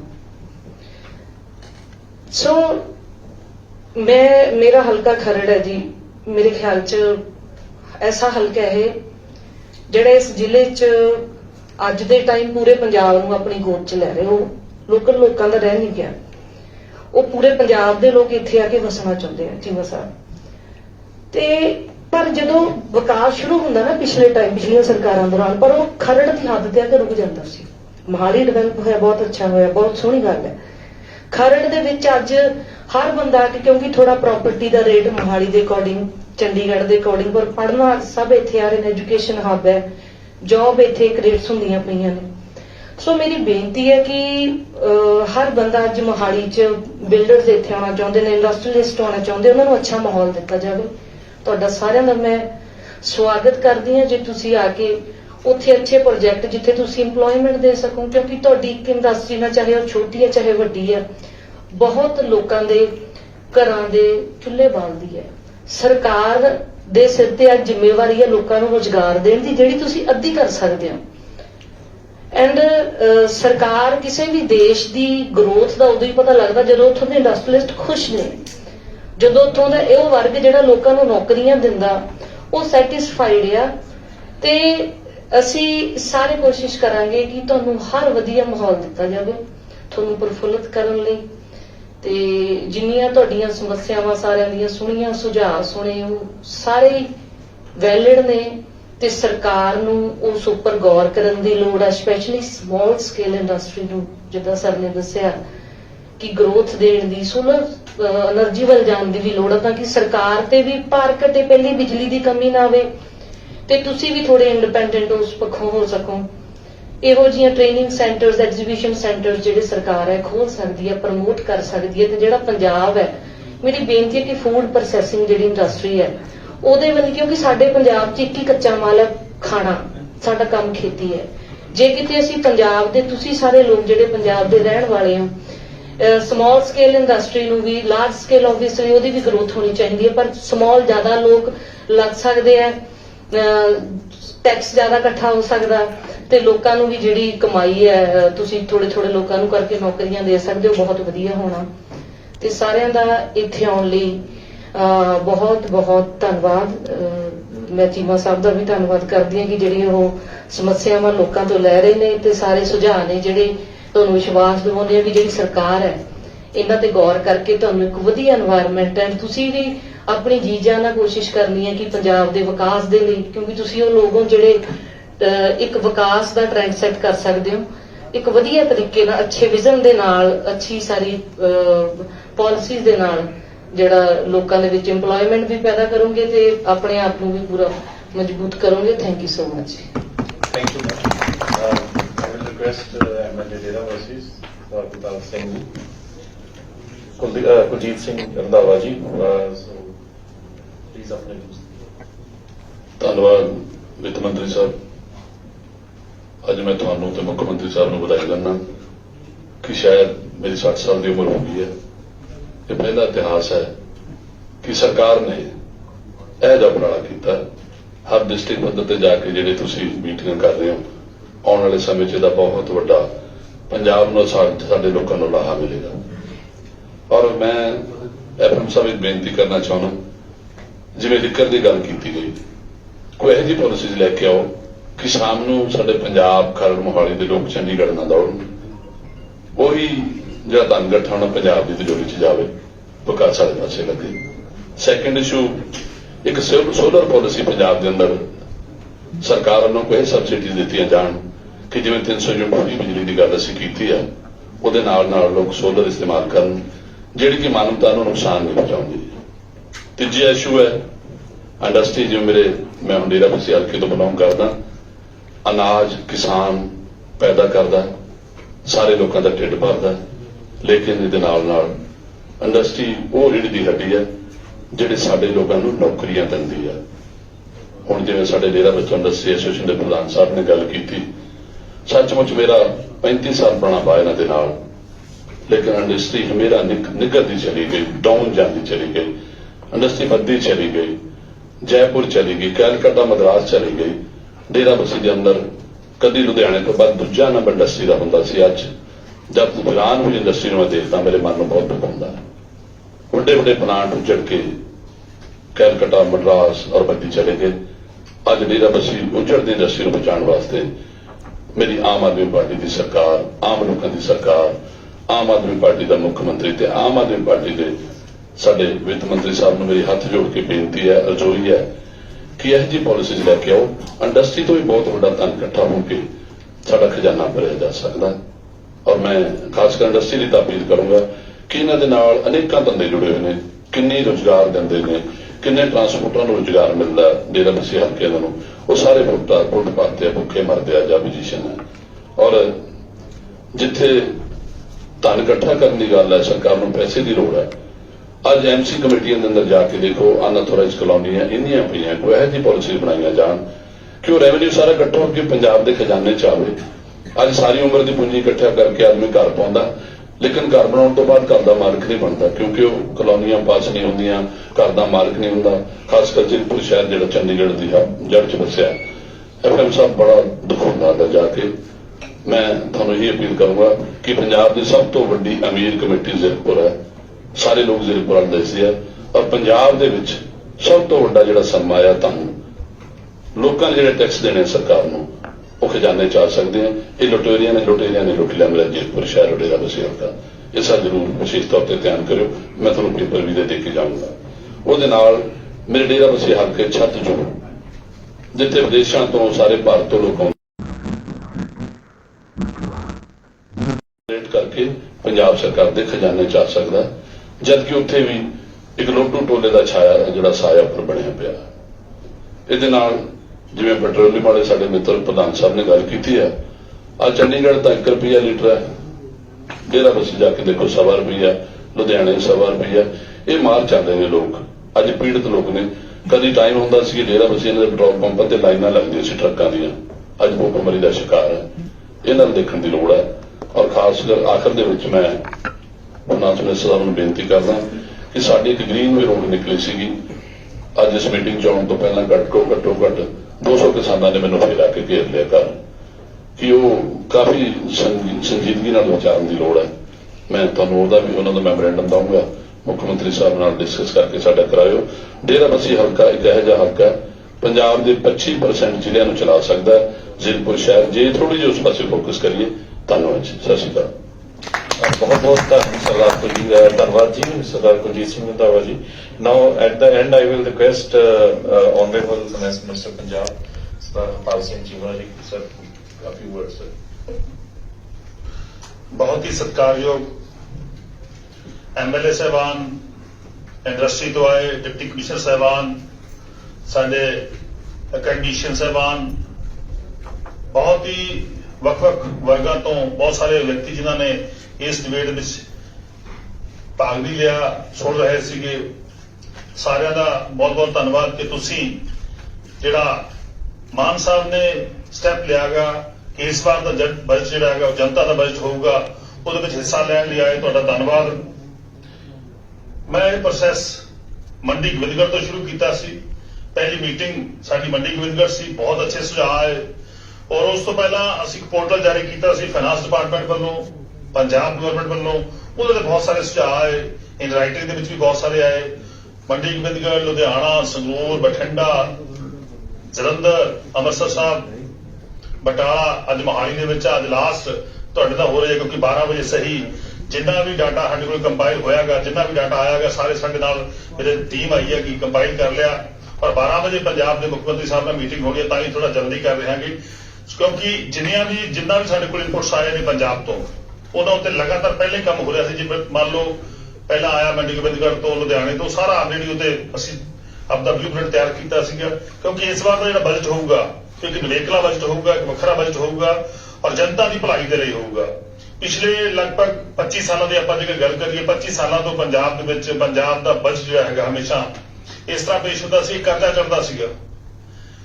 1987 ਤੱਕ ਵੀਸੀ ਸਾਹਿਬ ਬੈਠੇ ਨੇ, 1987 ਤੱਕ ਪੰਜਾਬ ਦਾ ਬਜਟ ਸਰਪਲਸ ਹੁੰਦਾ ਸੀਗਾ। 1987 ਤੱਕ 1987 ਤੱਕ ਪੰਜਾਬ ਦਾ ਬਜਟ ਸਰਪਲਸ ਹੁੰਦਾ ਸੀਗਾ। 1987 ਤੋਂ ਬਾਅਦ 92 ਤੱਕ ਪੰਜਾਬ ਦੇ ਹਾਲਾਤ ਥੋੜੇ ਮਾੜੇ ਰਹੇ, ਉਹਨਾਂ ਕਰਕੇ ਥੋੜਾ ਜਿਹਾ ਕਰਜ਼ਾ ਜਿਹੜਾ ਹੈ ਲਗਭਗ 9,000 ਕਰੋੜ ਦਾ ਕਰਜ਼ਾ ਚੜ ਗਿਆ ਔਰ ਕੇਂਦਰ ਨੇ, ਸੈਂਟਰ ਸਰਕਾਰ ਨੇ 6,000 ਕਰੋੜ ਦੇ ਲਗਭਗ ਉਹ ਵੇਵ ਆਫ ਕੀਤਾ ਸੀ, ਥੋੜਾ ਜਿਹਾ ਕਰਜ਼ਾ ਰਹਿ ਗਿਆ ਸੀਗਾ। ਔਰ 92 ਤੋਂ ਬਾਅਦ ਜਿੰਨੀਆਂ ਵੀ ਸਰਕਾਰਾਂ ਆਈਆਂ ਸਾਰਿਆਂ ਨੇ ਇੱਕੋ ਗੱਲ ਕੀਤੀ ਕਿ ਕਰਜ਼ਾ ਲੈ ਲਓ, ਕਰਜ਼ਾ ਲੈ ਲਓ, ਬਸ ਬੋਰਿੰਗ ਚੱਲਦੀ ਰਹੀ। ਅੱਜ ਇਹ ਹਾਲਾਤ ਨੇ ਕਿ 3 ਲੱਖ ਕਰੋੜ ਦੇ ਨਜ਼ਦੀਕ ਜਿਹੜਾ ਉਹ ਕਰਜ਼ਾ ਸਾਡੇ ਪੰਜਾਬ ਤੇ ਪਹੁੰਚ ਗਿਆ। ਸਾਨੂੰ ਕਰਜ਼ੇ ਦਾ ਵਿਆਜ ਮੋੜਨ ਦੇ ਲਈ ਕਰਜ਼ਾ ਲੈਣਾ ਪੈ ਰਿਹਾ, ਇਹ ਪੋਜੀਸ਼ਨ ਪੰਜਾਬ ਦੀ ਹੈ। ਕਰਜ਼ੇ ਦਾ ਵਿਆਜ ਮੋੜਨ ਲਈ ਕਰਜ਼ਾ ਲੈਣਾ ਪੈ ਰਿਹਾ। ਪਿਛਲੀ ਵਾਰ ਜਿਹੜਾ ਅਸੀਂ ਵਿਆਜ ਮੋੜਿਆ 19,000 ਕਰੋੜ ਸੀਗਾ ਔਰ ਪ੍ਰਿੰਸੀਪਲ ਅਮਾਉਂਟ ਸੀਗੀ ਉਹ 17,000 ਕਰੋੜ ਸੀਗੀ। ਇਹ ਹਾਲਾਤ ਨੇ ਪੰਜਾਬ ਦੇ। ਇੰਡਸਟਰੀ ਪੰਜਾਬ ਛੱਡ ਕੇ ਜਾ ਚੁੱਕੀ ਆ, ਬ੍ਰੇਨ ਡਰੇਨ ਹੋ ਰਿਹਾ ਹੈਗਾ, ਉਹਨੂੰ ਕੋਈ ਰੋਕ ਨਹੀਂ ਰਿਹਾ। ਸੋ ਪਹਿਲੀ ਵਾਰ ਪੰਜਾਬ ਦੇ ਲੋਕਾਂ ਨੇ ਖੁੱਲ੍ਹ ਕੇ ਫਤਵਾ ਜਿਹੜਾ ਸਾਡੇ ਦਿੱਲੀ ਦੇ ਮਾਡਲ ਨੂੰ ਦਿੱਤਾ ਗਿਆ, ਅਰਵਿੰਦ ਕੇਜਰੀਵਾਲ ਜੀ ਦੇ ਮਾਡਲ ਨੂੰ ਦਿੱਤਾ ਗਿਆ ਕਿ ਐਜੂਕੇਸ਼ਨ ਦੇ ਖੇਤਰ ਦੇ ਵਿੱਚ, ਹੈਲਥ ਦੇ ਖੇਤਰ ਦੇ ਵਿੱਚ, ਇੰਡਸਟਰੀ ਦੇ ਖੇਤਰ ਦੇ ਵਿੱਚ ਵੱਡੇ ਸੁਧਾਰਾਂ ਦੀ ਅੱਜ ਪੰਜਾਬ ਨੂੰ ਲੋੜ ਆ ਔਰ ਮਾਨ ਸਾਹਿਬ ਨੇ ਜਿਹੜਾ ਹੈਗਾ ਕੰਮ ਸ਼ੁਰੂ ਕਰ ਦਿੱਤਾ। ਪਹਿਲੀ ਵਾਰ ਹੋਇਆ ਇਤਿਹਾਸਿਕ ਤੌਰ ਤੇ ਕਿ ਪਹਿਲੇ 55 ਦਿਨਾਂ ਦੇ ਅੰਦਰ ਵੱਡੇ ਇਤਿਹਾਸਿਕ ਫੈਸਲੇ ਲਏ ਗਏ ਨੇ। ਨਹੀਂ ਇਹ ਸਾਰੇ ਫੈਸਲੇ ਕਦੋਂ ਲਏ ਜਾਂਦੇ ਸੀਗੇ? ਜਦੋਂ 4.5 ਸਾਲ ਪੂਰੇ ਹੋ ਜਾਂਦੇ ਸੀ, ਜਦੋਂ ਸਰਕਾਰ ਜਾਣ ਵਾਲੀ ਹੁੰਦੀ ਸੀ ਉਦੋਂ ਫੈਸਲੇ ਲਏ ਜਾਂਦੇ ਸੀ, ਪਰ ਲੇਕਿਨ ਇਸ ਵਾਰ ਪਹਿਲਾਂ ਲੈ ਗਏ। ਦੇਖੋ ਫੈਸਲਾ ਕੀਤਾ ਗਿਆ ਕਿ ਅਸੀਂ ਪੈਸਾ ਕਿਵੇਂ ਬਚਾਉਣਾਗਾ। ਐਕਸਾਈਜ਼ ਪਾਲਿਸੀ ਦੀ ਗੱਲ ਹੋਈ ਆ, ਬਿਲਕੁਲ ਜਿਹੜੇ ਐਕਸਾਈਜ਼ ਪਾਲਿਸੀ ਦੇ ਸੁਝਾਅ ਆਏ ਨੇ ਕਿ ਅਸੀਂ ਸਾਰੇ ਉਹਨਾਂ ਤੇ ਗੌਰ ਹੋ ਰਹੀ ਹੈ, ਬੜੀ ਜਲਦੀ ਐਕਸਾਈਜ਼ ਪਾਲਿਸੀ ਅਨਾਉਂਸ ਕਰਾਂਗੇ। ਔਰ ਜੀਐਸਟੀ ਦੇ ਵਿੱਚ ਪੰਜਾਬ ਦਾ ਕੀ ਹਾਲਾਤ ਨੇ ਕਿ ਮੈਂ ਥੋੜਾ ਦੱਸਾਂਗਾ ਤੁਹਾਨੂੰ ਕਿ ਪੰਜਾਬ ਦੇ ਹਾਲਾਤ ਇਹ ਨੇ ਕਿ ਪੰਜਾਬ ਦਾ ਰੈਵਨਿਊ ਜੀਐਸਟੀ ਤੋਂ 16,000 ਕਰੋੜ ਰੁਪਈਆ ਆਉਂਦਾ ਵੀਸੀ ਸਾਹਿਬ, ਨਹੀਂ ਕੰਪਨੀ ਤੇ ਆਉਂਦਾ ਤੇ ਕਲੈਕਸ਼ਨ ਹੁੰਦੀ ਹੋਈ, ਕਲੈਕਸ਼ਨ ਦੀ ਗੱਲ ਕਰ ਰਹੇ ਹਾਂ। ਹਰਿਆਣੇ 54,000 ਕਰੋੜ ਔਰ ਜ਼ੋਨ ਦੇ ਵਿੱਚ ਇਹ ਖਤਮ ਹੋਈ, ਕੰਪਨਸੇਸ਼ਨ ਖਤਮ ਹੋ ਜਾਣਾਗਾ। ਸੋ ਸਾਨੂੰ ਪੈਰਾਂ ਤੇ ਖੜੇ ਹੋਣ ਦੀ ਬਹੁਤ ਜ਼ਰੂਰਤ ਆ। ਬਹੁਤ ਹੀ ਮੈਂ ਸਮਝਦਾ ਮੁਸ਼ਕਲਾਂ ਨੇਗੀਆਂ, ਪਰ ਲੇਕਿਨ ਤੁਹਾਡੇ ਸਹਿਯੋਗ ਦੇ ਨਾਲ, ਤੁਹਾਡੇ ਪਿਆਰ ਦੇ ਨਾਲ, ਤੁਹਾਡੇ ਵੱਲੋਂ ਸੁਜੈਸ਼ਨ ਦੇ ਨਾਲ ਸਰਕਾਰ ਜਿਹੜੀ ਹੈ ਇਹਨਾਂ ਸਾਰੀਆਂ ਮੁਸ਼ਕਲਾਂ ਦਾ ਹੱਲ ਕਰਕੇ ਇੰਡਸਟਰੀ ਦੀ ਵੀ ਗਰੋਥ ਕਰਾਂਗੇ ਕਿਉਂਕਿ ਜਦ ਤੱਕ ਇੰਡਸਟਰੀ ਨਹੀਂ ਆਉਂਦੀ, ਸਰਕਾਰ ਦਾ ਮੰਨਣਾ ਹੈ ਕਿ ਜਦ ਤੱਕ ਇੰਡਸਟਰੀ ਨਹੀਂ ਆਉਂਦੀ ਤਾਂ ਰੁਜ਼ਗਾਰ ਨਹੀਂ ਆਉਂਦਾ। ਕਿਉਂਕਿ ਜੇ ਰੁਜ਼ਗਾਰ ਆਊਗਾ ਤਾਂ ਸਾਡਾ ਬ੍ਰੇਨ ਡਰੇਨ ਜਿਹੜਾ ਹੋ ਰਿਹਾ, ਪਹਿਲਾਂ ਤਾਂ ਉਹਦੇ ਤੇ ਸਾਨੂੰ ਠੱਲ ਪਊਗੀ। ਅਸੀਂ ਲੋਕਾਂ ਨੂੰ ਕਿ ਹਾਂ ਸਾਡੇ ਬੱਚੇ ਬਾਹਰ ਨਾ ਜਾਣ, ਇੰਡਸਟਰੀ 'ਚ ਇੱਥੇ ਹੀ ਕੰਮ ਕਰਨ, ਇੱਥੇ ਛੋਟੇ ਯੂਨਿਟਾਂ ਤੇ ਕੰਮ ਕਰਨ, ਵੱਡੇ ਯੂਨਿਟਾਂ ਤੇ ਕੰਮ ਕਰਨ। ਸੋ ਸਾਰੀਆਂ ਤੁਹਾਡੇ ਸੁਝਾਅ ਆਏ ਨੇ ਕਿ ਮੈਂ ਜ਼ਿਆਦਾ ਮੇਰੇ ਕੋਲ ਸਮਾਂ ਹੈ ਨਹੀਂ, ਮੇਰਾ ਦਿਲ ਕਰਦਾ ਹੈ ਕਿ ਬਹੁਤ ਸਾਰਾ ਸਮਾਂ ਤੁਹਾਨੂੰ ਦੇਵਾਂ, ਤੁਹਾਡੀਆਂ ਹੋਰ ਗੱਲਾਂ ਸੁਣਾ ਕਿਉਂਕਿ ਜਦੋਂ ਲੋਕਾਂ ਕੋਲੇ ਜਾਂਦੇ ਹਾਂ ਅਸੀਂ, ਜਦੋਂ ਸਰਕਾਰ ਲੋਕਾਂ ਦੇ ਦੁਆਰ ਤੇ ਜਾਂਦੀ ਆ, ਲੋਕਾਂ ਵਿੱਚ ਜਾ ਕੇ ਗੱਲ ਕਰਦੀ ਹੈ ਤਾਂ ਬਹੁਤ ਸਾਰੀਆਂ ਅੱਛੀਆਂ ਗੱਲਾਂ ਤੁਹਾਡੇ ਚੋਂ ਮਿਲਦੀਆਂ ਨੇਗੀਆਂ। ਹੁਣ ਚਲੋ ਗੱਲਾਂ ਮੈਨੂੰ ਪਹਿਲਾਂ ਪਤਾ ਨਹੀਂ ਕਿਉਂਕਿ ਲਾਸਟ ਆ, ਇਸ ਗੱਲ ਕਰਕੇ ਮੈਂ ਇੱਥੇ ਸਾਰੀਆਂ ਗੱਲਾਂ ਮਤਲਬ ਡਿਸਕਲੋਜ਼ ਨਹੀਂ ਕਰੂੰਗਾ ਕਿ ਚੋਰੀ ਜਿਹੜੀ ਆ ਉਹ ਜੀਐਸਟੀ 'ਚ ਕਿਵੇਂ ਹੁੰਦੀ ਆ, ਐਕਸਾਈਜ਼ 'ਚ ਕਿਵੇਂ ਹੁੰਦੀ ਆ, ਪੈਟਰੋਲ ਜਿੱਥੇ ਵੀ ਜਿਹੜੇ ਹੈਗੀਆਂ ਚੀਜ਼ਾਂ ਕਿੱਥੇ ਕਿੱਥੇ ਚੋਰੀ ਹੁੰਦੀ, ਸਾਰੀਆਂ ਗੱਲਾਂ ਲੋਕਾਂ 'ਚ ਗਿਆ ਤਾਂ ਸਾਹਮਣੇ ਆਈਆਂ ਨੇਗੀਆਂ। ਜੇ ਲੋਕਾਂ 'ਚ ਨਾ ਜਾਂਦੇ, ਅਫਸਰ ਸਾਹਿਬਾਨ ਨੂੰ ਡੀਸੀ ਸਾਹਿਬਾਨ ਬੈਠੇ ਨੇ ਫੜਾਉਣ ਦੇ, ਲਓ ਜੀ ਬਜਟ ਤਿਆਰ ਕਰ ਲਓ, 4 ਗੱਲਾਂ ਚੰਗੇ ਸ਼ੇਅਰ ਲਿਖ ਦਿਓ, ਚੰਗੀਆਂ ਗੱਲਾਂ ਲਿਖ ਦਿਓ, ਚੰਗਾ ਭਾਸ਼ਣ ਲਿਖ ਦਿਓ, ਉਹ ਅਸੀਂ ਵਿਧਾਨ ਸਭਾ 'ਚ ਪੜ੍ਹ ਦਿਆਂਗੇ ਔਰ ਥੋੜਾ ਜਿਹਾ ਮੀਡੀਆ ਨਾਲ ਇੰਟਰੈਕਟ ਕਰਕੇ ਉਹਨੂੰ ਫਰੰਟ ਪੇਜ ਤੇ ਛਪਾ ਲਾਂਗੇ। ਹਾਲਾਤ ਚੱਲਦੇ ਰਹੇ ਨੇਗੇ, ਪਰ ਪਹਿਲੀ ਵਾਰ ਹੋਇਆਗਾ ਮਾਨ ਸਾਹਿਬ ਦੀ ਡਾਇਰੈਕਸ਼ਨ ਆ ਗਈ ਪੰਜਾਬ ਦੇ ਮੁੱਖ ਮੰਤਰੀ ਸਾਹਿਬ ਦੀ ਕਿ ਇਸ ਵਾਰ ਦਾ ਬਜਟ ਜਿਹੜਾ ਹੈਗਾ ਲੋਕਾਂ ਨੂੰ ਪੁੱਛ ਕੇ ਤਿਆਰ ਕੀਤਾ ਜਾਵੇ। ਔਰ ਤੁਸੀਂ ਦੇਖੋ ਕਿ ਜਦੋਂ ਇਹ ਟਾਈਮ ਆ ਮੀਟਿੰਗ ਦਾ ਟਾਈਮ ਖਤਮ ਆ, ਇਮੀਡੀਏਟਲੀ ਪੰਜਾਬ ਦੇ ਮੁੱਖ ਮੰਤਰੀ ਸਾਹਿਬ ਨੇ ਮੀਟਿੰਗ ਬੁਲਾਈ ਹੈ ਕਿ ਸਿੱਧਾ ਇੱਥੇ ਆਉਣਾਗਾ ਔਰ ਸਾਰੇ ਸਾਡੇ ਅਫਸਰ ਸਾਹਿਬ ਬੈਠੇ ਨੇਗੇ ਔਰ ਲਗਾਤਾਰ ਮੈਰਾਥਨ ਮੀਟਿੰਗ ਜਿਹੜੀਆਂ ਨੇ ਇਸ ਇਸ਼ੂ ਤੇ ਹੋ ਰਹੀਆਂ ਨੇਗੀਆਂ ਤਾਂ ਕਿ ਪੰਜਾਬ ਦਾ ਕੋਈ ਵੀ ਮੁੱਦਾ ਨਾ ਰਹੇ। ਕਾਫੀ ਸਾਰੇ ਮੁੱਦੇ ਜਿਹੜੇ ਤੁਸੀਂ ਰੇਸ ਕੀਤੇ ਨੇਗੇ, ਚਾਹੇ ਇੰਡਸਟਰੀ ਪਾਲਿਸੀ ਦੀ ਗੱਲ ਆ, ਐਕਸਾਈਜ਼ ਪਾਲਿਸੀ ਦੀ ਗੱਲ ਆ, ਉਹ ਪਾਲਿਸੀਆਂ ਚ ਆਉਣਗੇ। ਜਿਹੜੇ ਮੁੱਦੇ ਬਜਟ ਸੰਬੰਧੀ ਨੇਗੇ ਉਹ ਬਜਟ ਦੇ ਵਿੱਚ ਆਉਣਗੇ ਤਾਂ ਕਿ ਇੱਕ ਅੱਛਾ ਜਿਹੜਾ ਹੈਗਾ ਪੰਜਾਬ ਨੂੰ ਰੰਗਲਾ ਪੰਜਾਬ ਬਣਾਉਣ ਲਈ ਆਪਾਂ ਕਦਮ ਸ਼ੁਰੂ ਕਰ ਸਕੀਏ, ਚੱਲ ਸਕੀਏ। ਤੁਸੀਂ ਆਏ, ਤੁਹਾਡਾ ਸਾਰਿਆਂ ਦਾ ਮੇਰੇ ਵੱਲੋਂ ਪੰਜਾਬ ਸਰਕਾਰ ਵੱਲੋਂ ਬਹੁਤ ਬਹੁਤ ਧੰਨਵਾਦ ਔਰ ਆਸ ਕਰਦਾਂਗਾ ਤੁਸੀਂ ਇਸੇ ਤਰ੍ਹਾਂ ਸਹਿਯੋਗ ਦਿੰਦੇ ਰਹੋਗੇ। ਬਹੁਤ ਬਹੁਤ ਥੈਂਕ ਯੂ। ਧੰਨਵਾਦ। Thank you, sir. Thank you, MLA Saban. Thank you all industry association for giving the suggestions. ਜੇ ਹੋਰ ਕੋਈ ਪੁਆਇੰਟ ਰਹਿ ਗਏ ਤਾਂ ਤੁਸੀਂ ਰਾਈਟਿੰਗ 'ਚ ਦੇ ਸਕਦੇ ਹੋ। We'll send it to the government. Thank you.